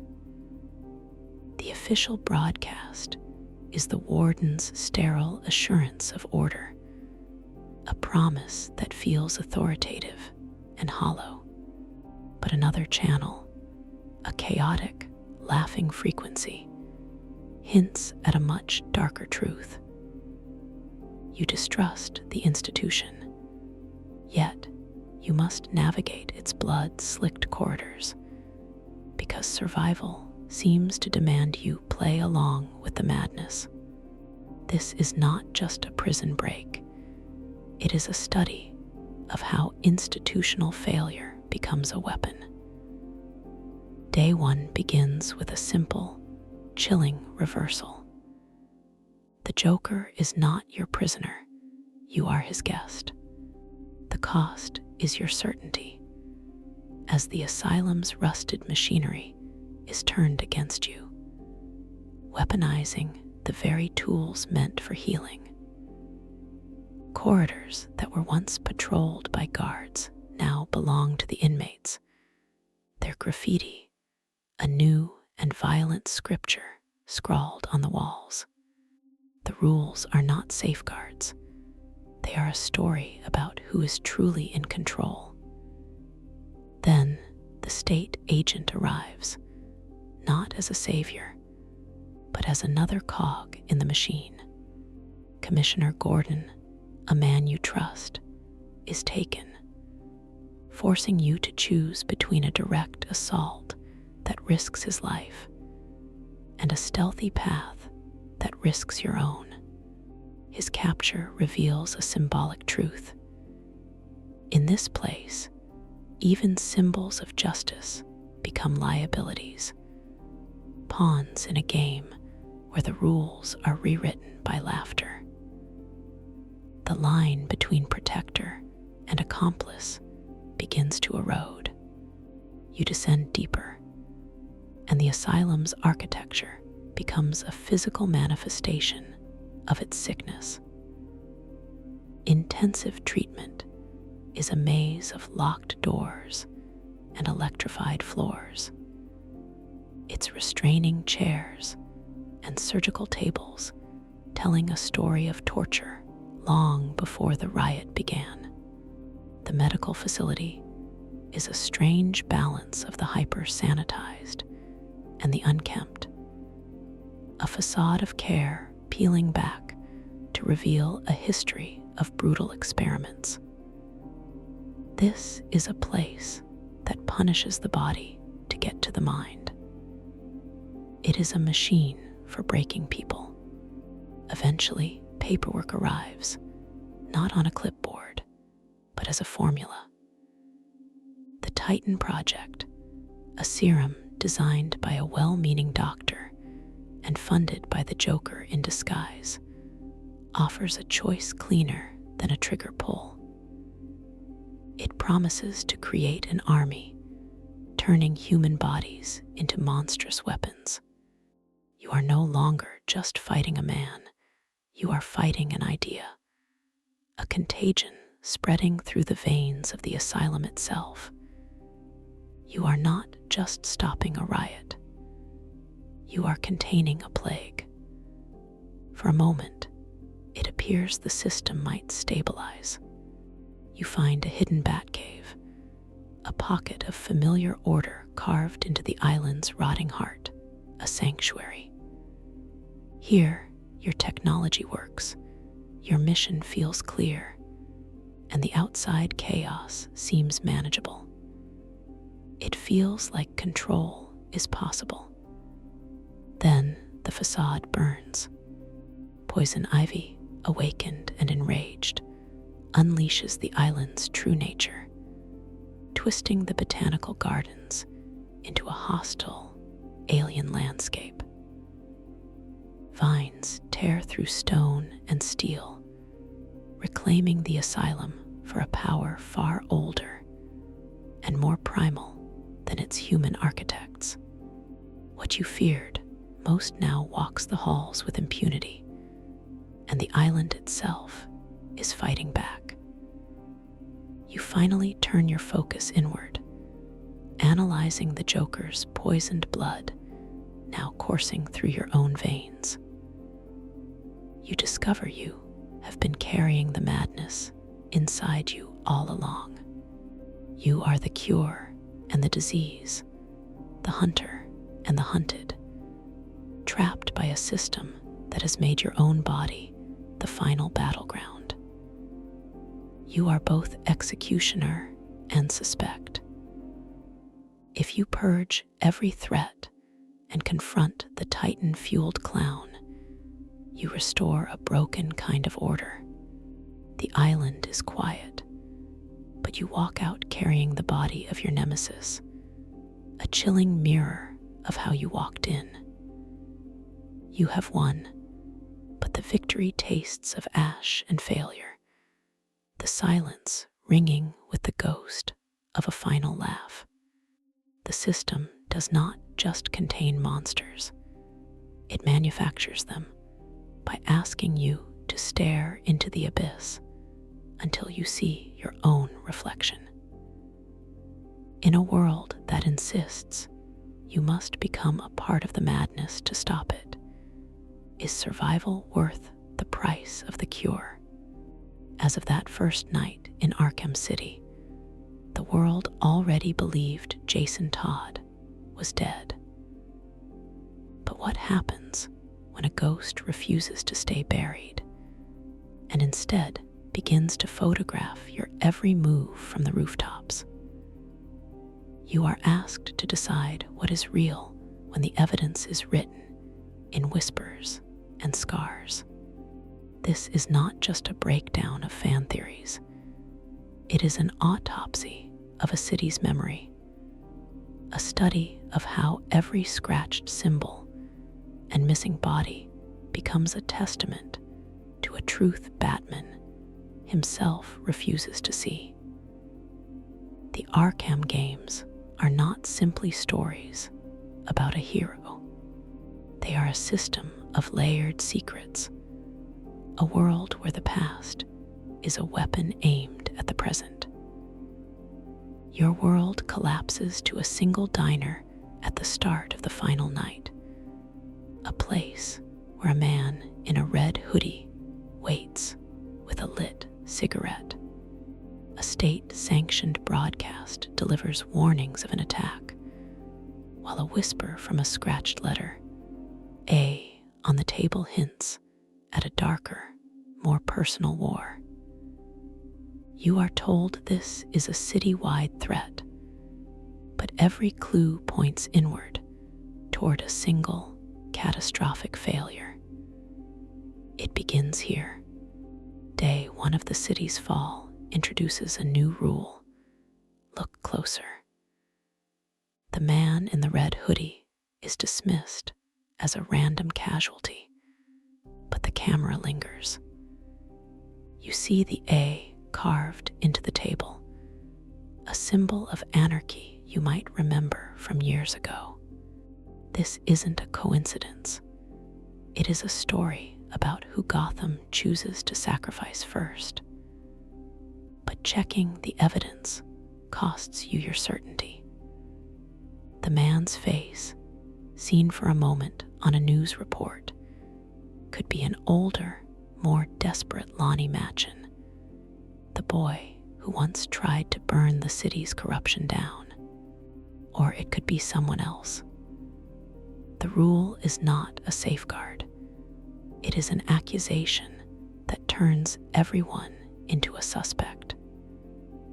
Then, a ghost from Arkham City arrives, forcing you to choose between the official story and a chilling possibility. In Thomas Elliott's surgical hideout, amidst the tools used to steal Bruce Wayne's face, you find evidence of another patient. Fear gas canisters, cockroaches, and the faint sound of whispers. This is where Scarecrow was remade, his face carved into a permanent mask of terror. Hush was the surgeon, turning a man's trauma into a living effigy. What this means is that Gotham's villains do not work in isolation. They are a quiet network, trading in pain and identity. But the city's ghosts have a hierarchy. Anarchy is a whisper, Hush a scalpel in the dark. The Arkham Knight is a scream. You find his headquarters, a desecrated shopping mall wallpapered with photographs of you and your new Robin. Each one is a violation, a memory stolen and weaponized. One photo stands out, a knife driven through its center. It's a rooftop in Arkham City, the exact moment Robin delivered the line launcher. You finally turn your gaze inward, back into the fractured memories of Jason Todd's torture. Joker shows him a picture of you with the new Robin, proof of his replacement, and you realize with a cold dread that it is the same photograph, the one taken from the water tower in Arkham City. You have been carrying the evidence of Jason's survival inside you all along. You are not just the detective, You are the crime scene. A new kind of paperwork arrives, not on paper, but in the digital files of the game itself. A character model labeled Demon Todd. The face on the news report, the man in the red hoodie, it was him. The system sanitizes the violence of this revelation. You are no longer just fighting a war. You are reviewing the archived footage of a betrayal. For a moment, the mask and the army suggest a new enemy has arrived.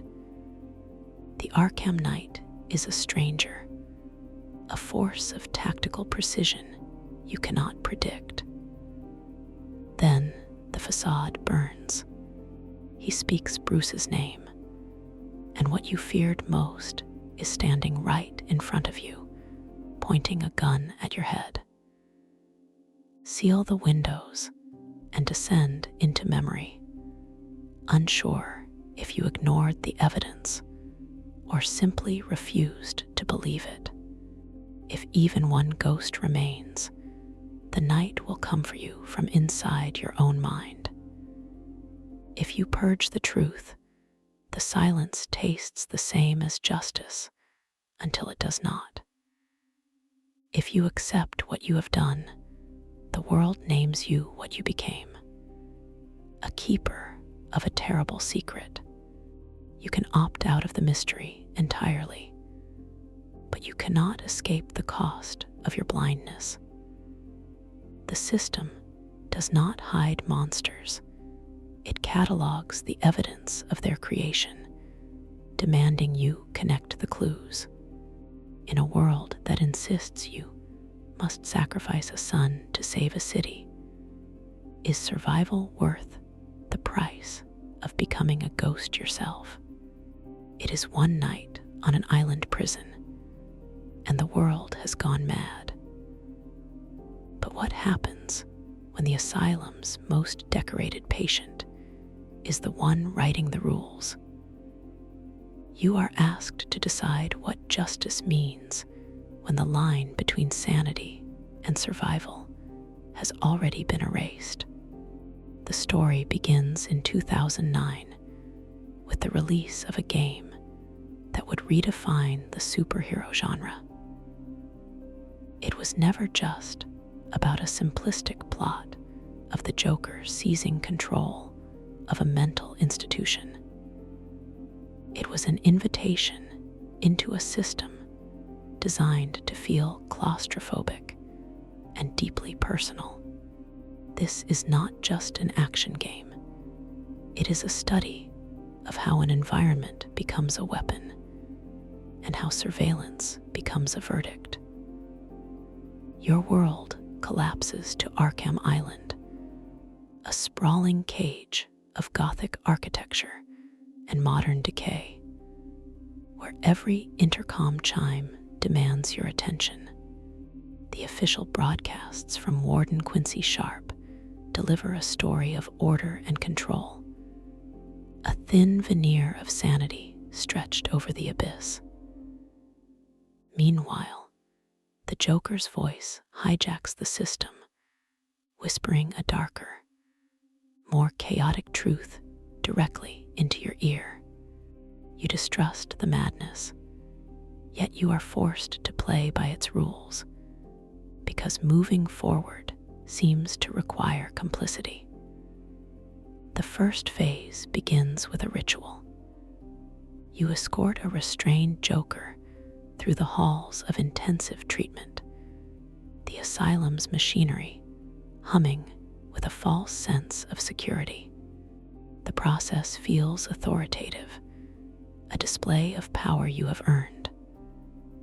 But the cost is your own vigilance, lulled into a dangerous comfort just before the trap is sprung. The procedure is not a containment. It is a performance designed to make you the star of a tragedy. Then the performance shatters. The Joker, an external intruder now acting as the island's warden, breaks free and turns the asylum against you. The hallways you just walked become trashed and graffitied, transforming familiar ground into hostile territory. Inmates, once contained, now roam free, turning every corner into a potential ambush. The rules have not just changed, they have inverted, and you are no longer the enforcer. You are the hunted. A state agent, Commissioner Gordon, becomes a pawn in this new, twisted game. His capture forces you to descend deeper, navigating the island's rot to save the last symbol of official order. Following the trail leads you to a confrontation with Bane, an enforcer whose raw power reveals a chilling truth. The asylum was never a place for healing. It was a laboratory, and you have been walking through the aftermath of its most monstrous experiment. Day becomes a long, unending night, and a new rule is introduced by an unlikely ideologue, Poison Ivy. As her plants tear through the island, wrapping vines around the stone facades, the environment itself becomes your enemy. The very ground fights back, its growth fueled by the same chemical corruption that created the Titan monsters. This is not just chaos. It is a story about how a system's poison eventually consumes the system itself. And then, the system forces you to look inward. Scarecrow arrives, not as a physical threat, but as a psychic one, weaponizing your own mind against you. You descend into nightmares where the roles are reversed, where you are the prey, helpless against an inescapable gaze. You finally spend precious energy to look inward and discover the same fear and vulnerability that you exploit in others. You are executioner and suspect, judge and evidence, trapped by a system that feeds on your deepest anxieties. The paperwork arrives in the form of Amadeus Arkham's chronicles, scattered whispers that sanitize a century of violence. You piece together the story of the asylum's founder, a man who descended into the very madness he sought to cure, turning treatment into torture. You are no longer just fighting thugs. You are an archaeologist of institutional cruelty, uncovering a history that explains the present horror. You are allocating blame within a spreadsheet of ghosts. For a moment, the arrival of Batman's own technology suggests order has returned. You establish a makeshift Batcave, a small pocket of logic and control within the overwhelming chaos. Then the facade burns.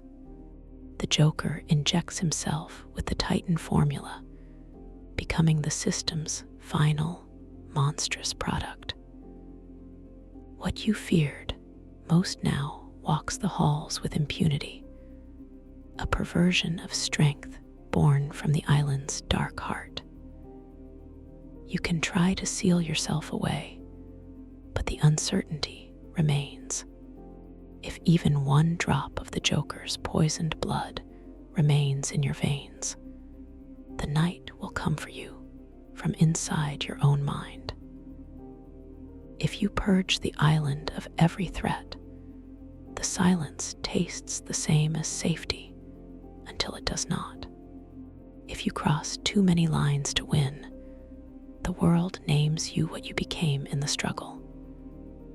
There is no clean exit, only the cost.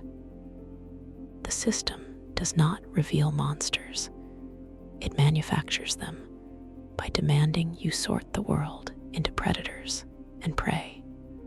It asks you to become a perfect, brutal instrument of order to combat perfect, gleeful chaos. In a world that insists you must descend into the madness to defeat it, is survival worth the price of becoming the thing you fear most? As of this moment, every cage is locked, every monster is accounted for, and every rule is in place. But what happens when the one thing you fear most is not the monster in the cell, but the ghost in your own head? You are asked to decide what is real when madness wears your face. The events of Arkham City left the world with a body, but they left you with a virus. A sickness that began as a whisper in your blood, and now, under the influence of Scarecrow's toxin, has been given a voice. This is not just a psychological haunting. It is a study of how memory becomes a weapon, how grief becomes a cage you build for yourself. Your world collapses to the confines of your own mind, a sprawling, decaying funhouse where every shadow takes its shape. The official broadcast is the reality you fight for a city to save, allies to protect, a mission to complete. But an independent channel, a cackling, parasitic signal, broadcasts a darker truth directly into your skull. You distrust the madness, yet it feels more real than anything else, because survival seems to require you to listen. Night 1 is a test of foundations. The new rule is simple: ignore the voice. Each time you see him perched on a rooftop or reflected in a storefront window, you are meant to look away, to treat the hallucination as nothing more than a glitch in your perception. But ignoring him costs focus, turning your own discipline into a resource he drains with every taunt. His explanations sound like the ramblings of a dead man, until you realize they target your deepest failures, weaponizing your code of ethics against you. The rule is not a safeguard. It is a story about the cracks in your armor. Then he arrives as the supportive insider, the one ghost who truly understands. He is the only one who knows the weight of the cowl, the only one who appreciates the grim theater of your crusade. He offers tactical advice, mocks your enemies, and reminds you of the punchline you both share. Choosing to listen feels like a betrayal, but choosing to ignore him feels like fighting this war utterly alone. He reveals a symbolic truth. Your greatest enemy is also your most intimate companion. Paperwork arrives in the form of a memory, and with it, a choice that feels cleaner than a trigger pull. The hallucination forces you to relive the night you chose not to save him, to watch him die again and again. You are no longer a hero making a hard choice. You are a failure reliving the verdict, allocating risk in a spreadsheet of lives that always ends in his favor. You finally turn your gaze inward, examining the infection spreading through your thoughts. You discover you have been showing the same signs all along. The same obsessive drive, the same willingness to sacrifice everything for one principle, the same madness. You are judge and evidence, trapped by a system that feeds on your fear. For a moment, the mission suggests order has returned. You purge the cloudburst, you save the city, you corner Scarecrow. It feels like a victory. Then the facade burns. He seizes control, twisting your perception until the world itself becomes his playground. What you feared most now walks through the corridors of your mind with absolute impunity. You are no longer in control. He is. You can try to seal him away, locking the memory in the deepest part of your mind. But you are left unsure if you saved yourself or only delayed the inevitable. If even one trace of his madness remains, the night will come for you from inside the walls. If you purge him completely, the silence tastes the same as safety until it does not. The quiet is a reminder of what you have lost, the other half of your own story. If you fail, if you let him win, the world names you what you became. The system does not reveal monsters. It manufactures them by demanding you stare into the abyss until it stares back. The Joker's true fear was never death. It was being forgotten. It was the terror that after all the chaos and all the pain, he would become nothing more than a bad memory, a passing nightmare in a world that moves on. In a world that insists you must become a monster to defeat one.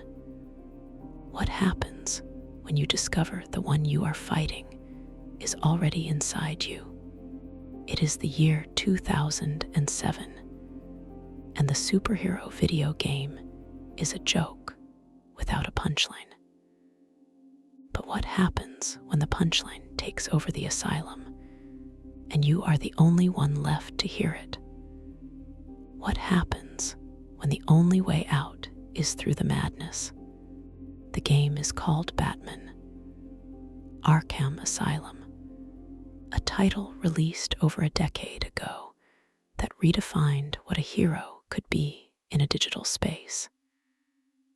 It parallels a descent into a nightmare in ways designed to feel uncomfortably familiar. This is not just an action game. It is a study of how an institution built to heal becomes a machine that weaponizes suffering. Your world collapses to a single, haunted island where every flickering light and distant scream demands a verdict. The Joker's unhinged broadcasts deliver daily taunts that feel like scripture, while the warden's automated chimes whisper of an order that has already failed. You distrust the system, yet you follow its rules, because survival seems to require complicity. Day 1 begins with a ritual. You escort the great evil back to his cell, watching the steel doors lock behind him, believing the performance of control is the same as control itself. The cost is your own certainty, turning a simple transfer into an act of self-deception. This is not a prison, it is a stage, and the Joker is merely waiting for his cue. The first phase introduces a new rule. The island itself is an enemy. As Joker breaks free, the very architecture twists against you. Corridors that were once sterile become canvases for his chaos, and graffitied walls become new, insane commandments you must decipher. The asylum is not a building. It is a story about who has the power to write the ending. Then, the nightmare arrives. Scarecrow pulls you into a world where the rules are inverted, where stealth is not a weapon, but a symptom of your own terror. You are no longer the hunter. You are the prey. This mechanic is not a boss fight. It is a mirror, forcing you to confront the very fear you use to control others. Paperwork arrives in the form of a choice, cleaner than a trigger pull, but accomplishing the same disappearance. You must choose who receives the cure for the Titan formula, a serum that turns men into monsters. You are no longer fighting. You are allocating risk, sanitizing violence into a cold, procedural calculation on a spreadsheet of lives. You finally turn your gaze inward, using your detective vision not to find clues, but to see the infection spreading through your own veins. You discover you have been carrying the poison all along. You are executioner and suspect, judge and evidence, trapped by a system that has made you its next victim. For a moment, the arrival of reinforcements suggests order has returned. Uniforms and protocols create the facade of control. A brief return to the lie you told yourself at the beginning of the night. Then the facade burns, and the hulking, Titan-fueled monster you feared most walks toward you wearing the Joker's smile.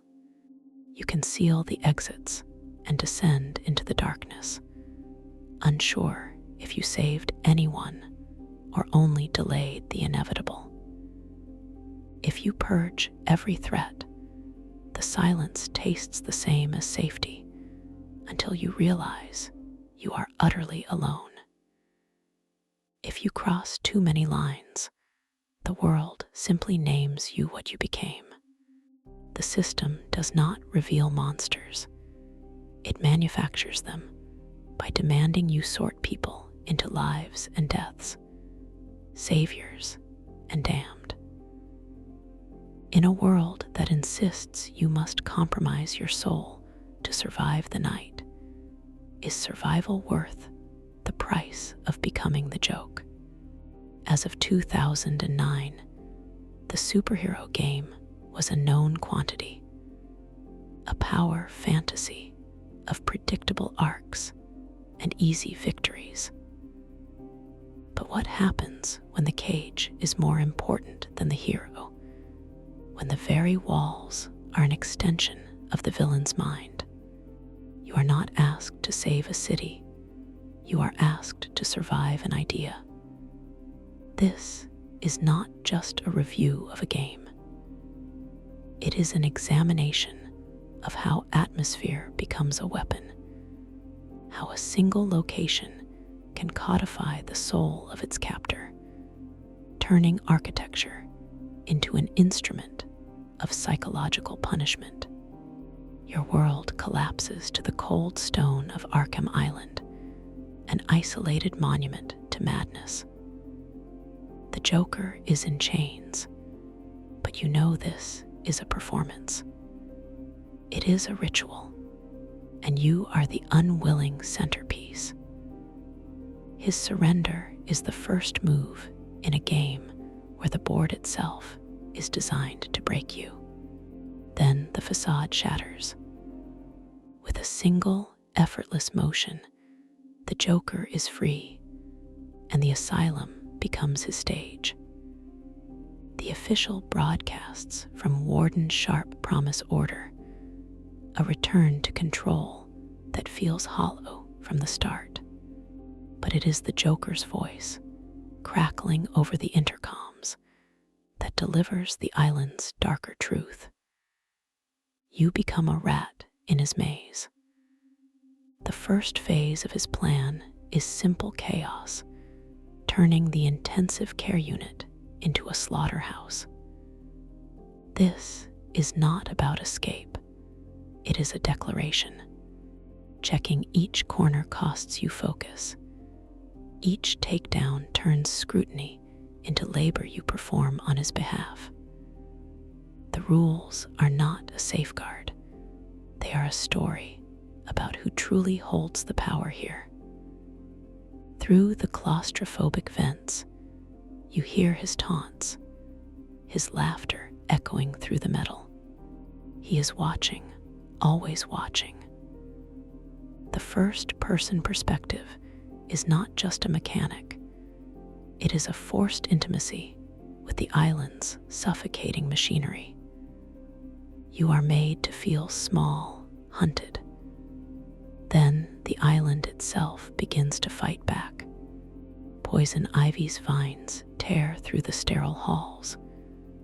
A supernatural corruption that mirrors the madness spreading through the inmates. The asylum groans under the strain. Its rusted cages and flickering lights testifying to a deep institutional sickness that was present long before the Joker arrived. The place was always a monster. He just gave it a voice. Scarecrow arrives, and the fight turns inward. He doesn't just attack your body, he weaponizes your own mind against you. You are forced to navigate a nightmare landscape where the rules of reality no longer apply, where the predator becomes the prey. This is not a battle of strength, but a test of will, revealing the symbolic truth that your greatest enemy is the fear of your own failure. The paperwork arrives in the form of Amadeus Arkham's chronicles, scattered whispers that tell a story of inherited madness. You are not just fighting the Joker, you are contending with the island's ghost, a spirit of despair that infects all who walk its grounds. The true villain is the idea that madness is a cycle, inescapable and eternal. For a moment, the arrival of the Batwing with new gadgets suggests order can be restored. Technology promises a clean solution to a problem of the soul.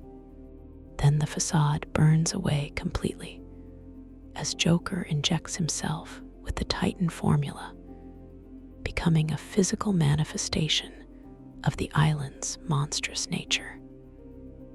What you feared most now walks the halls with impunity. The fight is a brutal, ugly thing. It is not a clash of ideologies, but a desperate brawl in the mud. You use explosive gel on his hand, turning his own strength into the instrument of his defeat. You are no longer saving anyone. You are just ending the performance. The system did not reveal a monster. It provided him with the tools and the stage to fully become one, demanding you descend to his level to win. The island is quiet again, but the silence tastes the same as defeat. In a world that insists you must become a beast to cage another, is survival worth the price of that reflection in the mirror? By the end of the night, one man will be dead and the other will be dying. But what happens when the architect of the prison is not its true master, and the dying clown holds the only key? You are asked to decide who is the real monster when the walls have already fallen. This is not just a review. It is an autopsy of how a city-sized cage uses one villain as a facade to hide the true, creeping infection of another. Arkham City is a story of institutional failure masquerading as a tale of two madmen. This is a study of how a grand plan for order becomes a stage for spectacular personal chaos. Your world collapses to a walled-off slum, a festering wound in the heart of Gotham, where every broadcast and back-alley whisper demands a verdict. The authoritative voice of Hugo Strange delivers daily pronouncements of a coming purge, promising a clean slate through fire. Meanwhile, the wheezing, desperate laughter of a dying Joker hints at a far more intimate poison, a sickness that has already found its way into your own blood. You distrust the institution, yet you follow its rules, because finding a cure seems to require complicity. The first phase introduces a simple, urgent diagnosis. You are infected. This sickness is the Joker's parting gift from the Asylum, a ticking clock that binds your fate to his. The cost is your own mortality, turning a mission of justice into a desperate scramble for self-preservation. The search for a cure is not a noble quest. It is a story about how quickly your principles can bend when your own life is on the line. The second phase weaponizes this desperation. The Joker dangles the antidote just out of reach, forcing you deeper into the city's rotten core. Each lead costs you a piece of your focus, a fraction of your mission to stop Protocol 10. You see his supposed acts of chaos, the sniper in the bell tower, the war with Penguin, as mere distractions, until you realize they are symptoms of a plan that has nothing to do with the city and everything to do with you. Hugo Strange arrives as the state agent, a man who knows your name and promises order through extermination. He forces you to choose between stopping his systemic, impersonal slaughter and chasing the personal, intimate cure held by a clown. You realize his threat, Protocol 10, is a distraction from the real disease. The true villain is not the man who wants to burn the city down, but the one who wants to live inside your head forever. Then, the intruder appears, not as a thug, but as a ghost from the past. Clayface, wearing the Joker's healthy face, tests your perception of reality itself.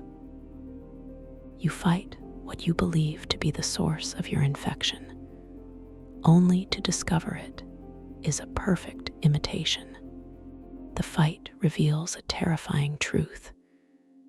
The Joker you have been chasing is a performance, and the real, dying man has been pulling the strings from the shadows all along. Paperwork arrives, not as a form, but as a diagnosis slipped into your bloodstream. Joker's blood, sent to Gotham's hospitals, turns hundreds of civilians into ticking time bombs. You are no longer just saving yourself. You are now the carrier of a plague. And every punch you throw risks spreading the infection. You are not just fighting a villain. You are allocating risk within a city of dying lives. For a moment, the countdown to Protocol 10 suggests order can be restored. Strange's helicopters fill the sky, and for a terrifying second, his clean, systematic violence feels like a solution. Then the facade burns. A sword through the back, a tower exploding into the night, and the architect of the prison dies at the hands of his own master. What you feared most, a city run by a true ideologue, was merely a prelude to a personal vendetta. If you save the dying clown, you condemn the city to his legacy. But the choice is ripped from your hands. He lunges, the vial shatters, and you are left holding his cooling body, unsure if you failed him, or if he simply forced your hand.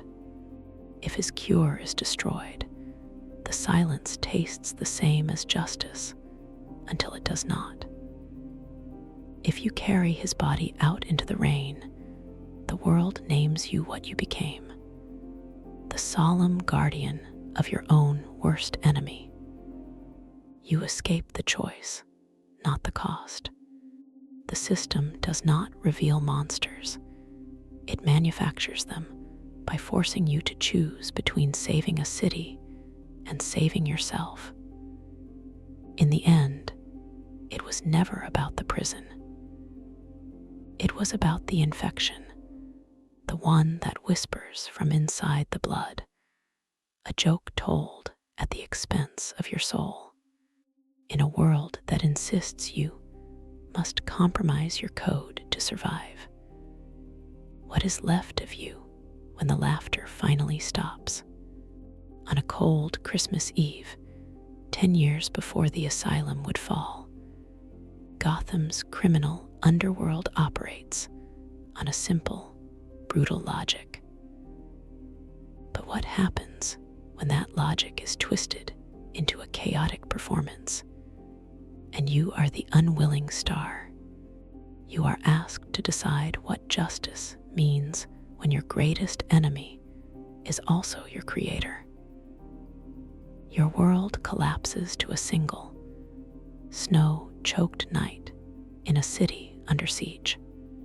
An official broadcast delivers the terms of your trial: a $50 million bounty on your head, placed by the formidable crime lord Black Mask. Yet, a whisper on the police scanner, a pattern in the chaos, hints at a darker, more theatrical truth. You distrust the obvious threat, but you follow the script because survival seems to demand it. Day 1 is an audition. The terms are simple: survive the 8 assassins Black Mask has hired to hunt you.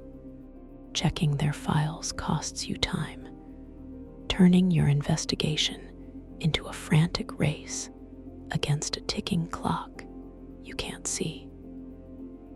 The explanations for their contracts sound professional, purely transactional, until you realize they are merely the opening act for a far more personal kind of violence. The bounty is not a contract. It is a story designed to draw you onto a stage. Then he arrives, not as a kingpin, but as an intruder, a ghost in the machine.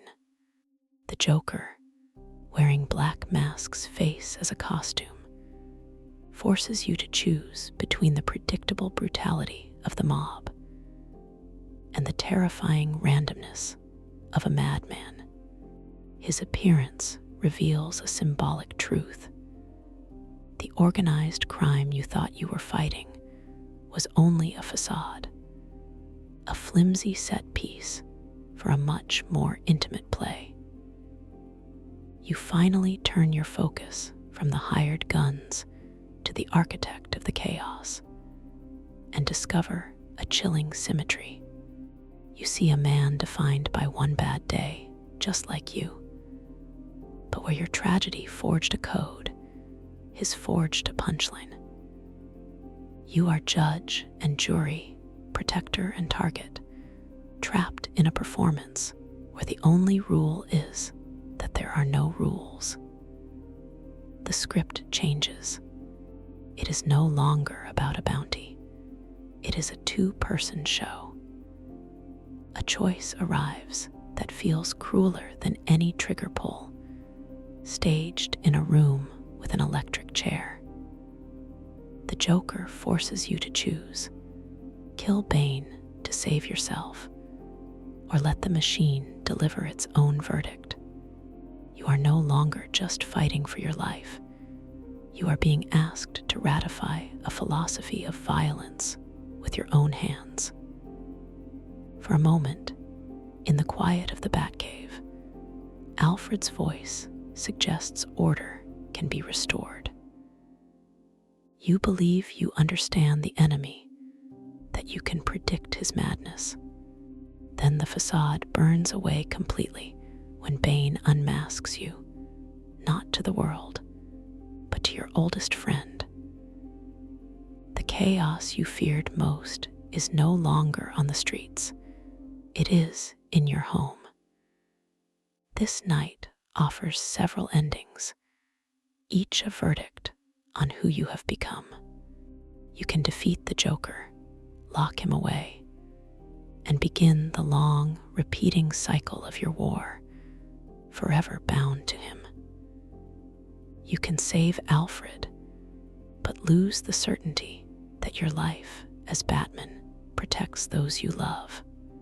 If you succumb to the pressure and kill, the silence that follows will taste the same as failure. If you break your one rule, the city names you the very thing you fought against. The system does not reveal monsters. It manufactures them by demanding you stare into the abyss and then asking why you flinched. The Joker was not born from a vat of chemicals, but from the moment he realized his tragedy could be weaponized. He simply needed a partner in a world that insists you must dance with madness to restore sanity. Is survival worth the price of becoming your reflection? As of this night, the city of Gotham is drowning in its own corruption. But what happens when the very figures meant to save it are the ones pulling it under? You are asked to decide who is the monster when the lines between savior and sinner have been erased. The story of Arkham Shadow is not just about one villain. It is a study of how a city's systemic rot infects its would-be champions, turning allies into antagonists. This is not just a detective story. It is a live autopsy of a city's soul, where the procedural work of justice becomes the machinery of personal ruin. Your world collapses to the island prison of Blackgate, a concrete tomb where every whisper and shadowed corner holds a piece of a fractured truth. Official reports tell you of a mysterious figure, the Rat King, unleashing chaos upon the city. But the quiet, unnerving analysis of Dr. Jonathan Crane suggests a different kind of plague, one that festers in the mind. You distrust the doctor, yet his logic is a scalpel, cutting through the city's lies. Day one begins with a simple premise.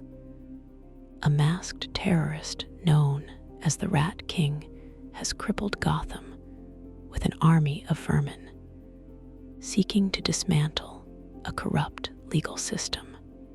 His broadcasts are filled with righteous fury, and for a moment, you might even agree with his diagnosis of the city's sickness. But his methods, pure, unfiltered chaos, turn his crusade into a plague. The rule is not justice. It is a story about who gets to burn the world down. Then Harvey Dent arrives, your friend and the city's district attorney, a beacon of order in the encroaching darkness. He works alongside you, his determination a mirror of your own. His presence is a comfort, a reminder that you are not alone in this fight to save Gotham's soul. He is the supportive insider, risking everything to uphold the law in a lawless place. But the whispers of Dr. Crane are constant, a clinical counter narrative to the city's overt violence. He speaks of shadows, of the darker, malicious side that lives within everyone. His work is presented as rehabilitation, a way to cure the city's madness. What this means is his cure is a poison, designed not to heal, but to expose and weaponize the darkness he finds. He is the state agent, his authority a mask for his true, predatory nature. You finally descend into the prison's depths, chasing a ghost. You navigate the dream like fragments of Harvey's past, seeing the abuse that fractured his mind, the seed of another personality planted long ago. You begin to understand that the Rat King is not just a man in a mask. He is a symptom. And then the reveal. The Rat King is Harvey Dent, his alternate self born from a lifetime of trauma and a city that betrayed his faith in justice. The horror is not that your friend is the villain. The horror is realizing you were helping the monster hunt itself. Just as this truth settles, Dr. Crane makes his final move. He is the true architect of this tragedy, the ideologue who saw Harvey's brokenness not as a wound to be healed, but as a weapon to be aimed. With a splash of acid, he carves the city's corruption onto Harvey's face, baptizing him in pain and finalizing his transformation. You are no longer fighting the Rat King. You are fighting Two-Face, a man whose every choice is now a coin toss between a forgotten ideal and a fresh scar. Seal the gates of Black Gate, and you contain the monster, but the man is lost forever. If you purge the chaos, the silence tastes of failure, a hollow victory in a city that manufactures its own demons. If you cross too many lines to stop him, the world sees only another shadow in Gotham's alleys. You escape the choice, not the cost. The system does not simply reveal monsters. It manufactures them by asking you to sort the righteous from the ruined. In a world that insists you must sacrifice a friend to save a city, is survival worth the price of becoming a warden to their madness? As of 9 p.m. on Halloween night, Gotham City has been evacuated. The official story is that a madman with a chemical weapon has driven 6 million people from their homes, leaving behind only the criminals, the cops, and you. But what happens when the official story is just the first lie? You are asked to decide what is real when every truth has a shadow. The story of Arkham is never the one told on the television broadcast or in the case files you collect. It is a conspiracy written in blood on alley walls, in whispers that corrupt the official record, and in the faces of men who are not what they seem. This is not just a battle for a city. It is a study of how every mask, every convenient lie becomes a weapon. your world collapses to the rain-slicked streets of Gotham, an open-air asylum where every shadow could be a threat. The official broadcast from Scarecrow delivers his grand design, a clear and present danger that feels authoritative in its terror. But the city itself whispers a different story, a darker truth etched into tables, hidden in abandoned boats, and buried in the code of the very game you play. You are forced to trust your own senses, even as the system works to convince you they are failing. Day one begins with a simple act of violence in a diner. You see a man in a red hoodie, a smoker whose fear infects everyone around him. When the news reports his death, you might see just another casualty. But then you look closer. The red hoodie mirrors the one worn by the anarchist Lonnie Machin. An A is deliberately scratched into the table where he sat, a symbol that could belong to anarchy just as easily as it could the Arkham Knight.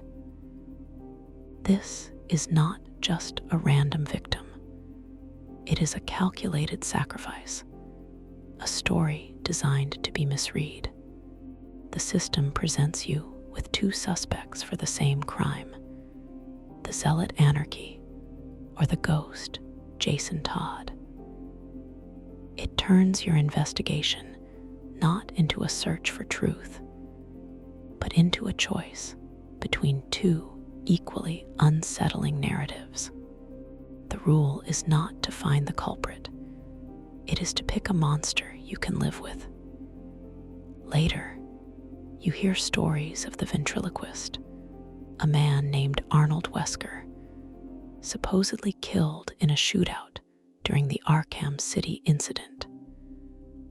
But then you enter the evidence room and find his display is not for him.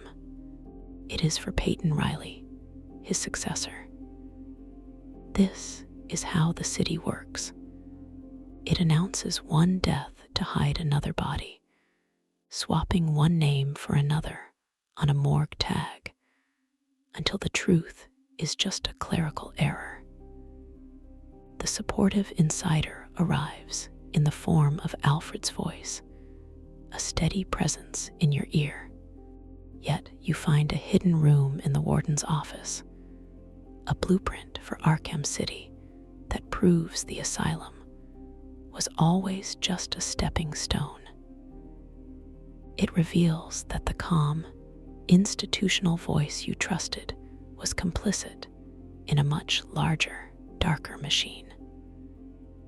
Then comes the intruder, Jason Todd, the Arkham Knight. He knows your tactics, your fears, your name. His presence forces you to choose between the risk of believing a ghost has returned and the risk of facing a perfectly manufactured enemy, revealing the symbolic truth that your greatest failures have been given body armor and a gun. You are told that Jason Todd died. That Joker beat him, branded him, and broke him before putting a bullet in him. You see the videotape, a brutal, straightforward record of your failure. But then you look inward, into the nightmare of your own mind.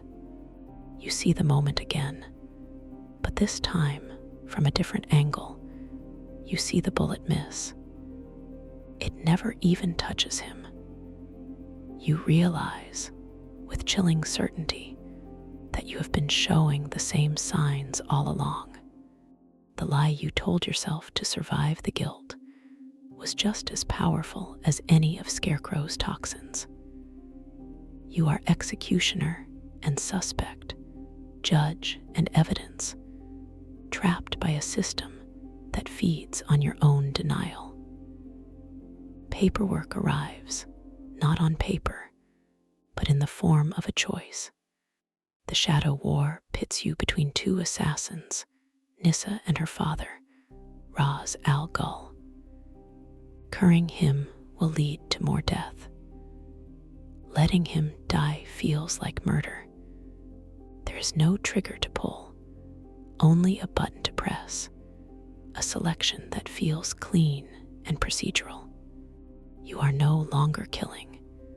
You are allocating risk within a spreadsheet of lives, sanitizing violence into a binary choice.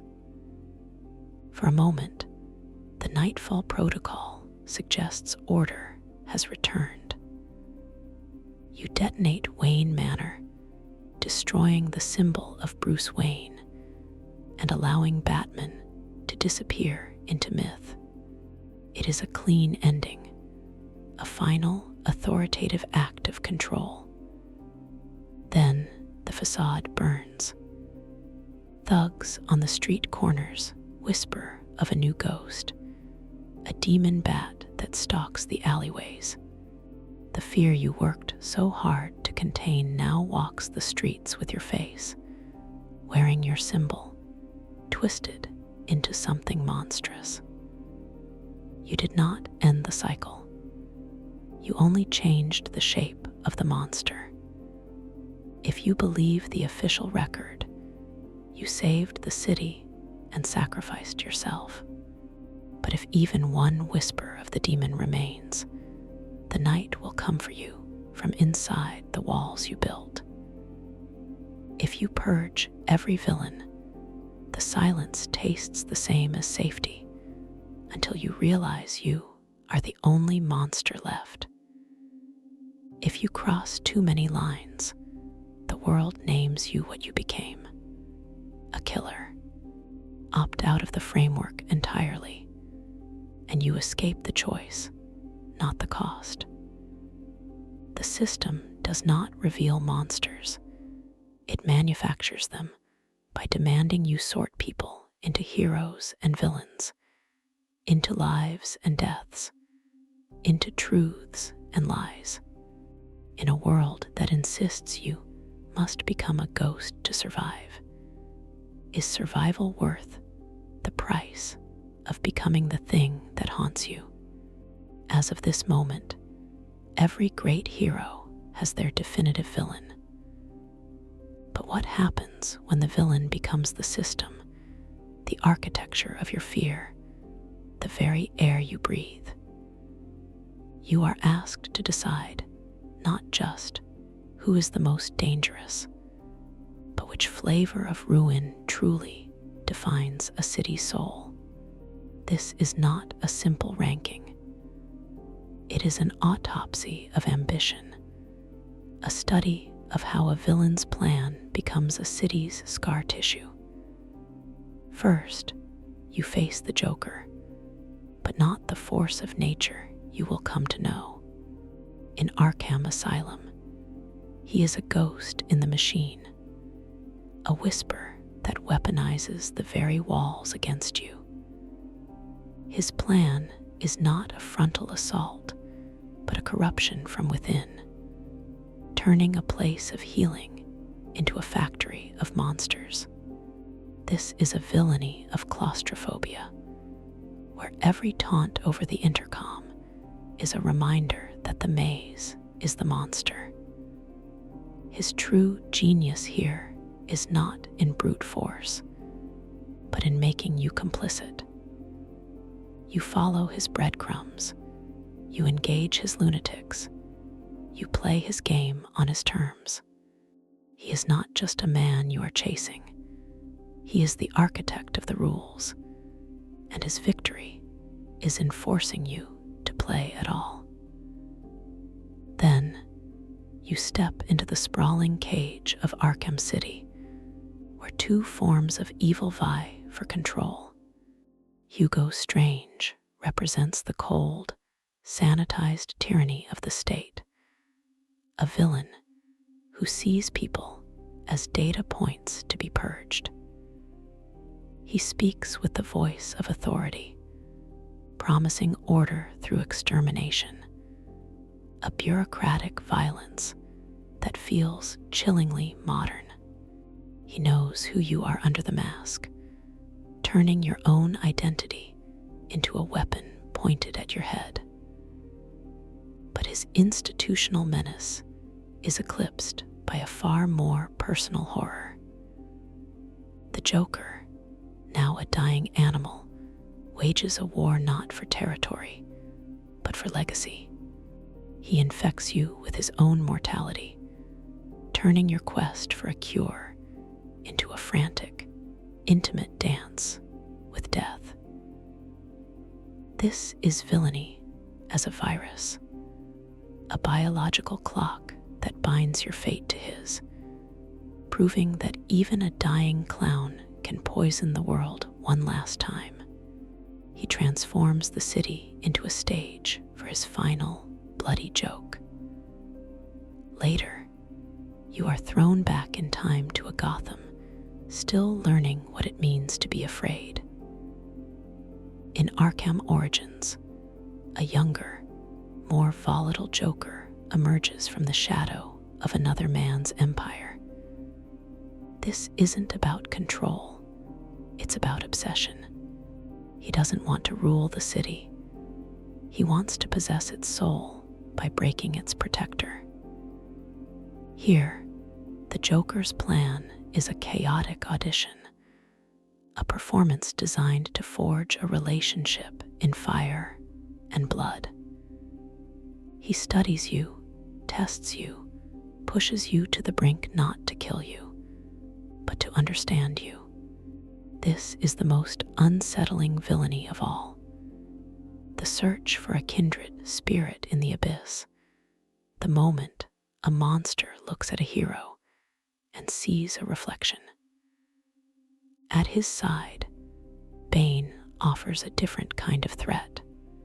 He is the logician, the strategist who unmasks your secrets and dismantles your support system piece by piece. While Joker wants to break your mind, Bane wants to break your foundation, proving that brute force is most terrifying when guided by a brilliant, ruthless intellect. He is the villain as a final exam, testing every skill you have ever learned. Then the shadow falls. In Arkham Knight, Scarecrow returns not as a man, but as a broadcast. He weaponizes the airwaves, turning the city into a psychological experiment where fear is the only truth. He doesn't need to hunt you. He simply turns every citizen into a vector for his terror, forcing you to watch as the city you protect devours itself from the inside out. His accomplice, the Arkham Knight, brings a different kind of pain. He is the ghost of your past, a living testament to your greatest failure. He knows your methods, exploits your weaknesses, and uses your own tactics against you. He is not just a soldier, he is a corrupted mirror, forcing you to fight the very person you created through your own tragic code. Their alliance is a masterclass in psychological warfare. One dismantles the myth of the hero, while the other dismantles the man. Finally, you descend into the shadow play of Harvey Dent, not yet Two-Face, but already a fractured man. As the Rat King, his villainy is a desperate plea for a justice the system could never provide. He is a tragic figure turned monster, whose alternate personality wages war on a city that betrayed his ideals. He is not trying to burn the world, he is trying to expose its rot. And orchestrating this fall is a young Jonathan Crane, a puppet master pulling the strings of madness long before he dons the Scarecrow mask. He is the true shadow, a villain who manufactures other villains, who sees humans suffering not as a byproduct of his work, but as the work itself. His evil is the quietest and perhaps the most profound, for he is the one who plants the seeds of ruin in others. Each villain is a world unto themselves, a madhouse architect, a dying plague, a fractured idealist, a cold-blooded strategist, a phantom of failure, and a quiet doctor of despair. Each forces you to confront a different definition of evil, a new kind of night.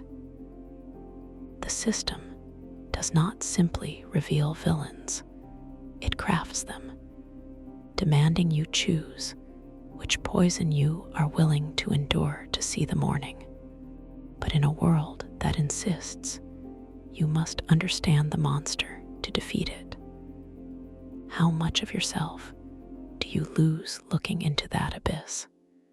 As of 2007, the superhero video game was a punchline, a tired genre of licensed cash-ins and clumsy adaptations that promised power but delivered only repetition. But what happens when a game traps its hero in a single, cursed location for one night and makes the prison itself the main character? You are asked to decide what separates the keepers from the kept when the walls themselves are screaming. Released over a decade ago, Batman. Arkham Asylum was more than an action game. It was a gothic horror story masquerading as a power fantasy. It took the well-worn rhythm of a superhero brawler and submerged it in an atmosphere so thick you could feel it clinging to your cape. This is not just a game about a hero fighting his nemesis. It is a study of how an institution becomes a living monument to the madness it contains. Your world collapses to the claustrophobic confines of Arkham Island, a place divided into wings of medical torture and Victorian decay, where every intercom chime delivers a verdict. The official broadcasts from Warden Sharp promise order and rehabilitation, a clean institutional facade. But the Joker's hijacked whispers tell a darker truth, one that seeps from the very cracks in the floor. You follow the rules of this broken place because for tonight, survival requires complicity. Day one is a descent. Your arrival feels controlled, almost procedural, as you escort a restrained Joker into the belly of the beast. The halls are clean, the guards are confident, and the system appears to be working. Then the trap springs. The lights die, the inmates break free, and the asylum unmasks itself. The cost of this first failure is your sense of safety, turning a routine transfer into a desperate siege. Your first encounters are with the lunatics, their movements frantic and unpredictable. This is not just a combat tutorial. It is a lesson in how quickly order can be weaponized into chaos. The asylum is not a hospital. It is a hunting ground, and you have just been marked as prey. A supportive insider arrives in the form of Commissioner Gordon, a voice of strained sanity in the growing madness. But he is quickly taken, forcing you to choose between a reckless rescue that risks the entire island and a calculated approach that risks one good man's life. His capture reveals a symbolic truth. On Arkham, even your oldest allies are just bait in a larger, more sinister game. The state agent appears next, embodied by the guards you are meant to protect. You see them picked off one by one, their confidence eroding with each passing hour. You try to save them, but their deaths serve as a constant, brutal reminder of your isolation. They are not reinforcements. They are the body count that measures your progress. Deeper inside, you begin the self-audit. You use your detective vision to see through walls, to track clues, to hunt your prey. The world becomes a schematic of skeletons and points of interest, a sanitized X-ray view that gives you an advantage. But you find yourself relying on it, keeping it active for minutes at a time, until you realize you haven't seen the asylum's true face at all. You are choosing to see the world as a machine of threats and targets, just like the institution itself does. You have become an agent of its cold, detached scrutiny. The paperwork arrives, not on paper, but in the form of the Titan formula research left by Dr. Young. Her work presents a choice that feels cleaner than a killing blow, but it accomplishes the same catastrophic potential. You are no longer just fighting thugs. You are chasing a biological weapon, a spreadsheet of potential lives that could be twisted and destroyed. This is a new kind of violence, sanctioned by science and sanitized by procedure. For a moment, the asylum's true authority appears.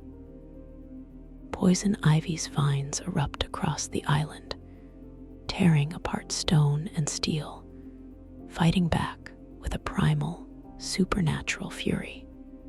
The building itself is under siege, and what you once feared as a prison now feels like a fragile sanctuary against a force of nature. Then the facade burns, and the crazed, Titan-enhanced monsters the Joker has manufactured walk the halls with impunity.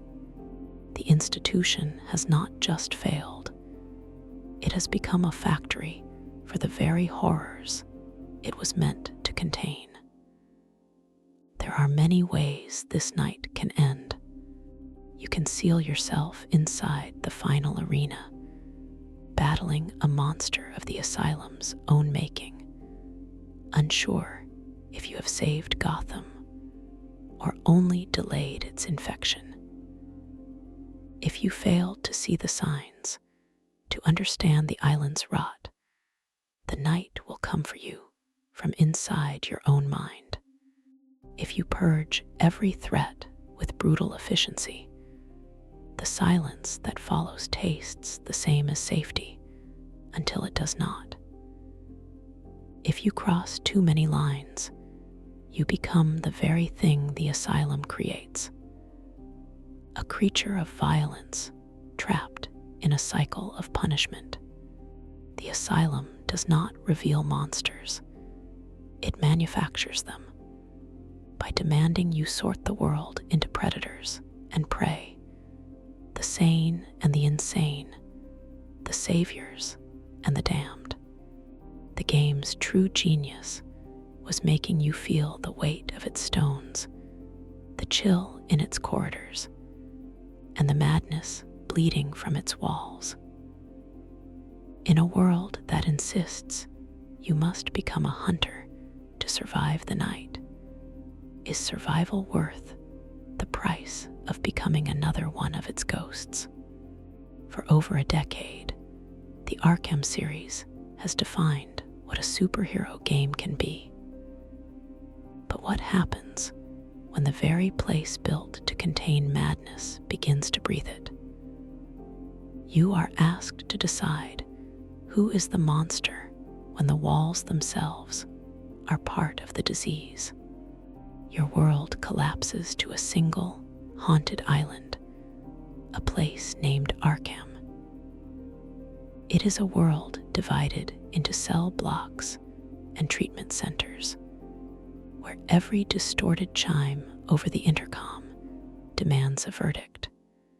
The broadcasts from Warden Sharp deliver a story of order and control, while the whispers from the Joker hint at a much deeper, more chaotic truth.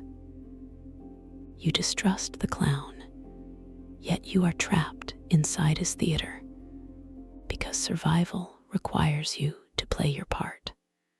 Day one begins with a simple rule: contain the patient. This is a story of procedure, of steel gates and security checkpoints.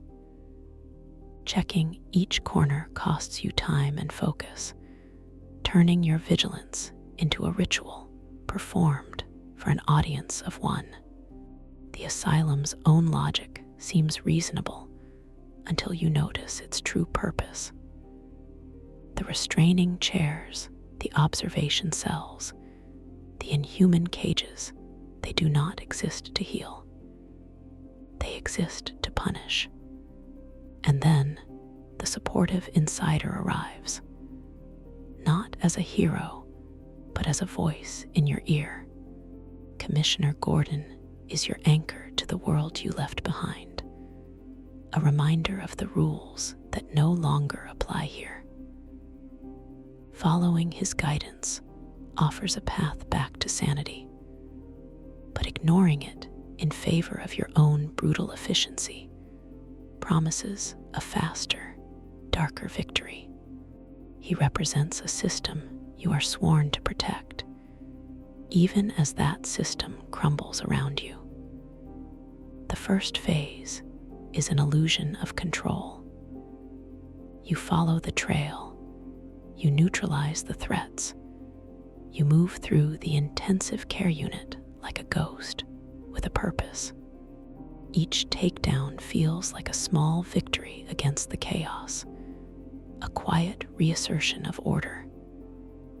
The rules are not a safeguard, they are a story about who is in charge. For a moment, then the intruder appears, not as a man, but as an idea. The Scarecrow's fear toxin does not just break your mind, it weaponizes the asylum's own architecture against you. Hallways twist into impossible corridors, and the walls themselves scream with the ghosts of your failures. You are forced to choose between the visceral reality of the fight and the psychological horror of your own past, revealing that the greatest threat on this island is not the Joker, but the parts of him you carry inside yourself. This is the self-audit. The moment the system turns its lens inward, as the toxin courses through your veins, you finally see what the Joker sees.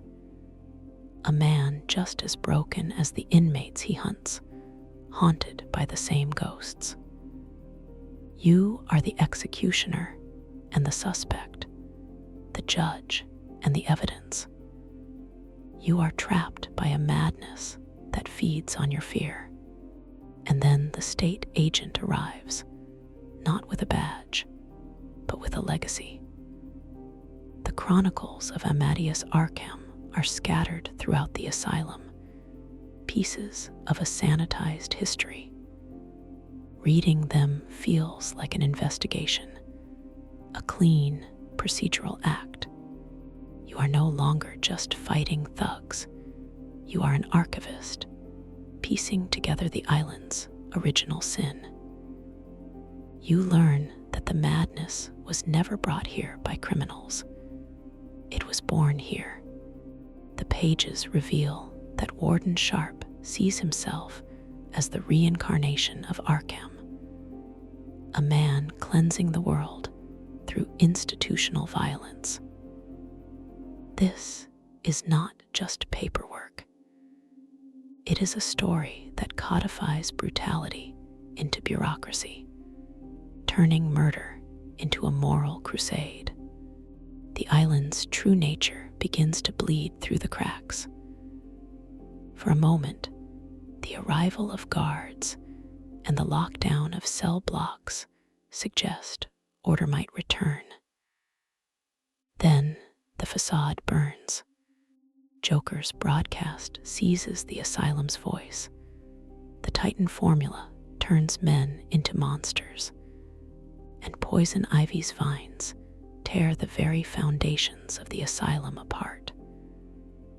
What you feared most now walks the halls with impunity. And so you descend into the deep, dark heart of it all. If you purge the island and defeat the Joker, you restore a fragile peace, but the silence tastes the same as failure. If you fail, if just one seed of that chaos remains, the night will come for you again, this time from inside the walls you fought to protect. If you cross too many lines to win, the world names you what you have become. There is no clean exit.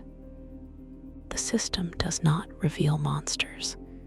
It manufactures them by demanding you sort the world into the sane and the insane, the saved and the damned. In a world that insists you must become a monster to defeat one, is victory worth the price of the reflection you no longer recognize? As of this night, the lunatics have taken over the Asylum. But what happens when the Asylum itself has a mind of its own, and its sickness infects everyone inside? You are asked to decide who is the monster when the very walls whisper that it might be you. The entire game was built to offer a concise experience, a descent into a world that feels both otherworldly and deeply familiar. It parallels the decay of public institutions in ways designed to feel uncomfortably real. This is not just an action game. It is a study of how an environment becomes a weapon, how architecture codifies punishment. Your world collapses to Arkham Island, a place divided into wings of escalating madness, where every distorted chime over the intercom demands a verdict. The official broadcasts from Warden Sharp deliver a story of order and control, while the Joker's hijacked transmissions whisper a more seductive, chaotic truth. You distrust the madness, yet you must navigate its rules, because survival seems to require you to play the game. The first phase is containment. Your initial traversal through the intensive treatment wing is a ritual of control, filled with locked doors, falling elevators, and the bodies of guards who believed in the system. The cost is your certainty, as you realize the institution's security was just a facade, a story told to keep the sane on one side of the glass and the mad on the other. This place is not a hospital. It is a monument to a failed idea. An ideologue arrives, or rather, he allows himself to be captured. The Joker, with a plan already in motion, forces you to choose between the risk of following his script and the risk of letting the island consume you whole. he reveals a symbolic truth. The real madness was never the inmates, but the belief that they could ever truly be contained. The second phase is infection. Poison ivy, a supernatural force of nature, is unleashed, and her vines begin to tear the island apart from the inside. They wrap around the stone gargoyles and burst through the sterile floors, turning your tactical advantages into overgrown traps. Scrutiny of the environment now costs you precious time, as the very ground twists against you. The island is not just fighting back, it is telling a story about who truly belongs here. Then, the mystic arrives to test your mind. The scarecrow's fear toxin doesn't just show you what you fear, it forces you into a psychedelic nightmare where the roles are reversed. You are no longer the predator stalking from the shadows. You are the prey. The cost is your own sanity, as you are forced to question if your war on crime is any different from the obsessions that brought these villains here. You finally descend into the island's underbelly to confront a beast, Killer Croc, in his sewer domain. He is an external intruder, a force of pure instinct, and you cannot fight him. You can only survive him. The encounter reveals that some monsters cannot be reasoned with or rehabilitated. They can only be evaded. Paperwork arrives in the form of Amadeus Arkham's chronicles, scattered spirit stones that tell a story of institutional decay. As you piece together his descent into the very madness he sought to cure, you uncover the warden's own complicity, his belief that he is Arkham's reincarnated spirit. You are no longer just fighting criminals. You are performing an audit on a century of institutionalized cruelty, a verdict recorded in stone. You spend the entire night judging the sanity of others, sorting them into the guilty and the complicit. Then the final nightmare hits, and you are asked to look inward. You are forced to confront the idea that Joker's blood is now in your veins, that the madness you fight has found a home inside you. You are executioner and suspect, judge and evidence, trapped by a system that feeds on your fear. For a moment, as the sun threatens to rise, you believe order can be restored. You have the cure, you have the culprit cornered, and the island's chaos seems to be reaching its conclusion. Then, the facade burns away completely.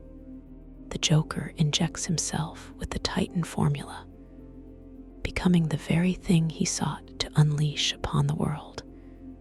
And the monster you feared most now stands before you.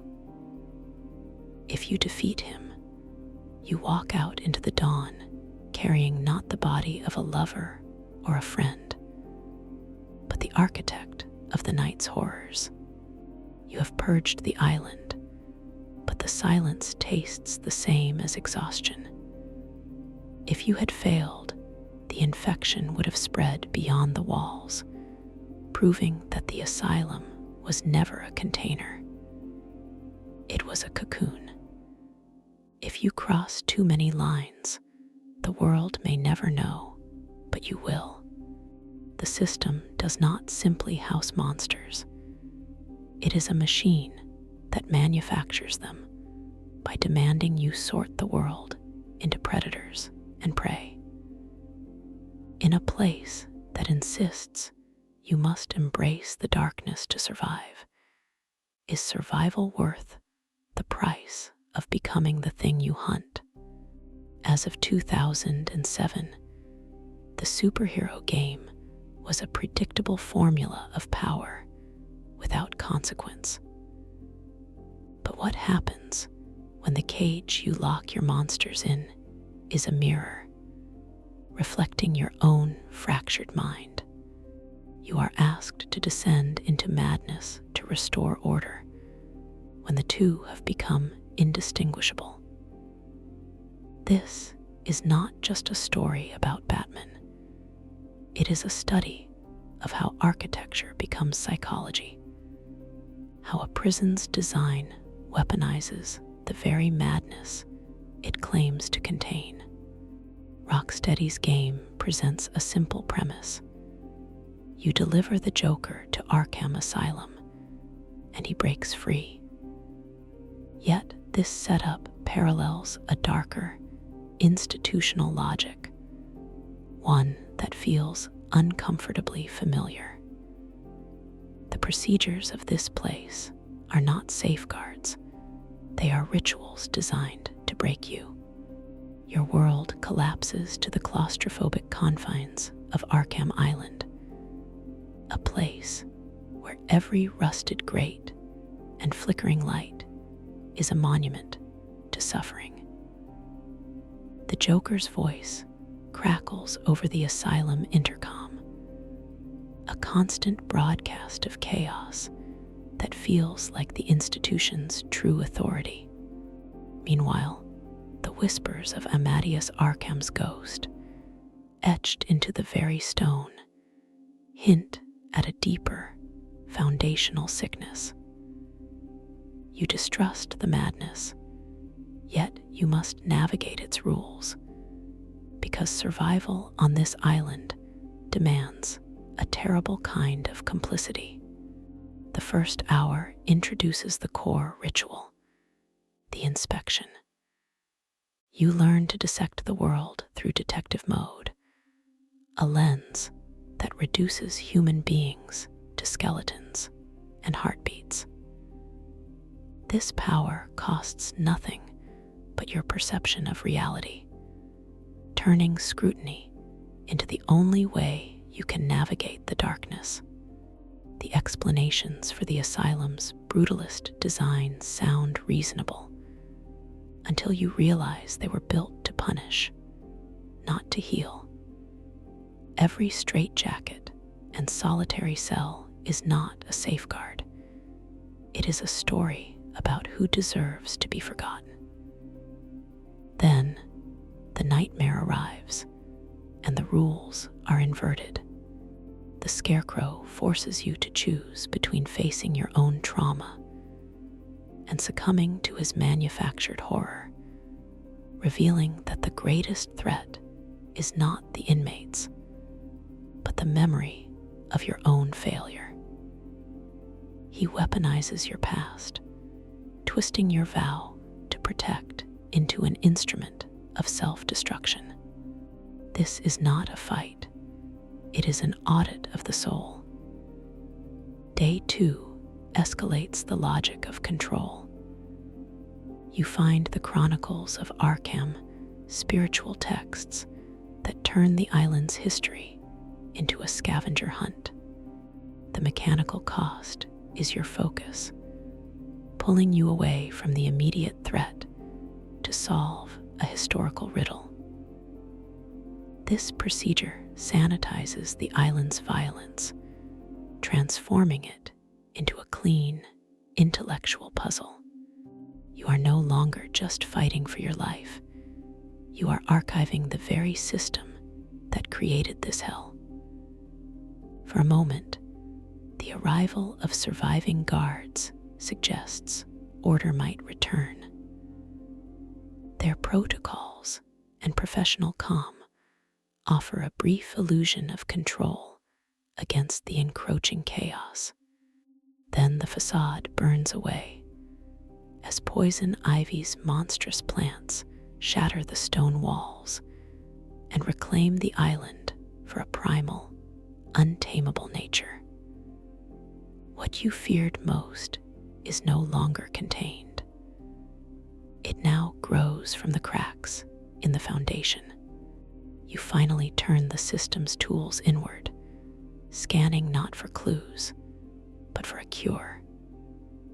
You discover the Titan formula in your own blood, the same corruption you have been fighting all night.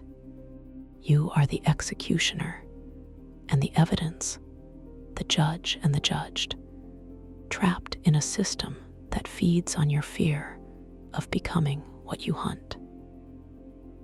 You can purge the island of the Titan infected, leaving a silence that tastes like victory until it doesn't.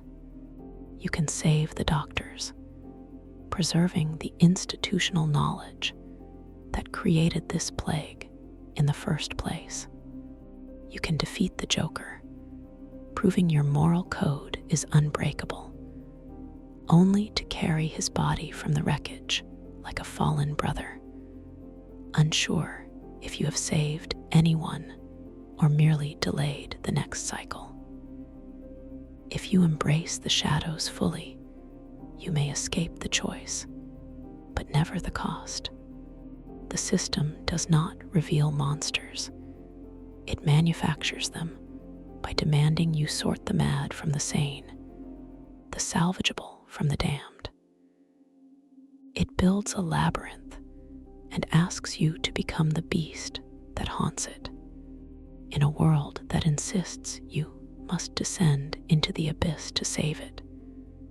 Is survival worth the price of forgetting the man you were when you first stepped inside? It is the year 2007. A studio named Rocksteady presents a rhythm-based fighting game to a publisher who holds the rights to Batman, a character whose video game reputation is, at best, a punchline. But what happens when a simple pitch becomes a suffocating psychological maze? You are asked to decide where the madness truly lives, inside the asylum's walls, or inside the one man trying to contain it. This is not just a look back at a classic game. It is a study of how atmosphere becomes a character, and how a place of healing is weaponized into a cathedral of punishment. Arkham Asylum is not a game about stopping the Joker. It is a slow, methodical descent into a system where every corridor is a judgment, and every shadow holds a verdict. Your world collapses to the confines of Arkham Island, a place severed from Gotham by a dark expanse of water. A televised broadcast from Warden Quincy Sharp delivers the official story, a narrative of control and rehabilitation that feels authoritative and clean. Meanwhile, the Joker's hijacked intercom system whispers the darker truth, a chaotic counter-broadcast that promises only violence. You distrust the clown prince of crime, yet you move through the asylum according to his rules, because survival inside this machinery seems to require your complicity. The first phase of the plan introduces a simple transaction. The Joker breaks free, a seemingly spontaneous event that costs you your sense of control. You follow his trail through the intensive treatment wing, a sterile facade that quickly peels back to reveal rot, decay, and a system already broken. The rules are not a safeguard. They are a story about who has been left to be forgotten. Then, the second phase weaponizes information.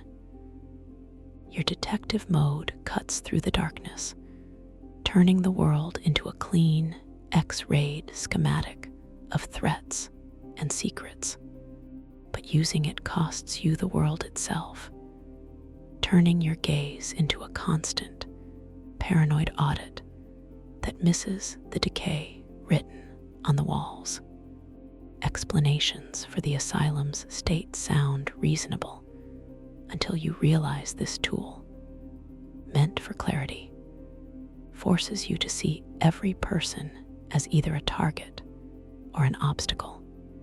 The state agent arrives in the form of guards and orderlies, men who believe in the institution's purpose, only to become its first victims. Their belief in protocol is the first thing the asylum devours, revealing that the system has no loyalty, not even to its enforcers. Then the external intruder appears not just the Joker, but the Titan formula he unleashes. It is a physical manifestation of the island's rage, turning men into monsters and revealing that the true infection was never madness, but the desperate search for power. Poison Ivy, the mystic, offers an alternative exit from the asylum's cold steel logic. She twists the island into a supernatural garden, an organic rebellion against the sterile machinery of punishment. Her arrival forces you to choose between the island's man-made horrors and its monstrous, indifferent nature, revealing that there is no clean escape, only different kinds of contamination. And then comes the self-audit. You spend hours tracing the island's corruption, analyzing clues and following trails left by others. You finally look inward during Scarecrow's nightmare sequences and discover you are just as vulnerable, just as breakable as the inmates you hunt. The system has turned the tables, and you are now the rat in its maze, stalked by your own fear. The asylum's paperwork arrives in the form of patient interview tapes and the chronicles of Amadeus Arkham. With each collectible, you are given a choice that feels cleaner than a punch, yet accomplishes the same condemnation. Listening to these whispers, you become a collaborator in the asylum's history of pain, sorting lives into neat categories of tragedy and psychosis. You are no longer just fighting.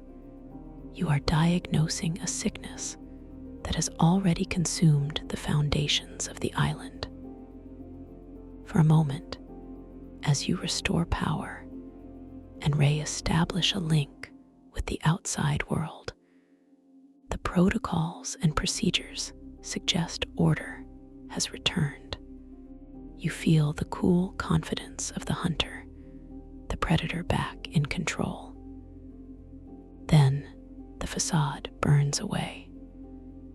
The Joker injects himself with Titan, and the asylum's madness walks on two legs, holding the system's final, violent punchline in its fists. You can purge the madness, leaving the Joker a broken heap on the floor, and walk back into the coming dawn. But you carry his blood in your veins, unsure if you saved anyone or only delayed the inevitable infection. You can leave the island behind, but the silence that follows you back to Gotham tastes the same as complicity. The world may call you a hero, but you know what lines you crossed to earn that name. The system does not reveal monsters. It manufactures them by demanding you sort people into the saved and the damned. In a world that insists you must descend into the madness to defeat it, Is survival worth the price of becoming the thing you fear most? As of this night, the asylum holds the monsters. But what happens when the asylum itself is the monster, and its madness begins to look like a system? You are asked to decide where the sickness ends and the cure begins, when both look so much alike. My name is Kai, and today we examine how the suffocating corridors of Arkham Asylum weaponize atmosphere, turning a single location into a study of institutional decay.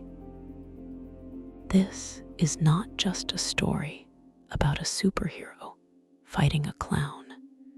It is a study of how an environment becomes a prison for the mind, built from equal parts concrete and fear.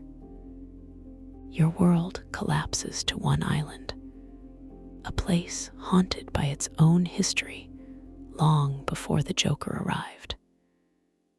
Every flickering light and distant chime is a verdict. The official broadcasts from Warden Sharp promise order and rehabilitation. A clean facade over rusting steel, while the Joker's hijacked intercom whispers a darker truth about the island's soul. You distrust the madness, yet you are forced to navigate by its rules, because survival seems to demand you play along. The first phase begins with a simple premise. The Joker is loose.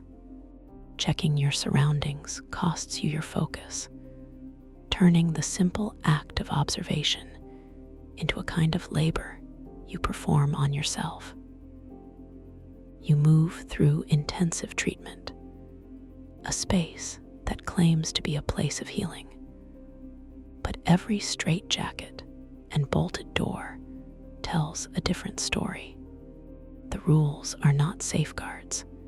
They are instruments of control. Then the encounters begin. Harley Quinn arrives, not just as a subordinate, but as an ideologue of chaos, forcing you to choose between direct confrontation and strategic avoidance. Her devotion reveals a chilling truth.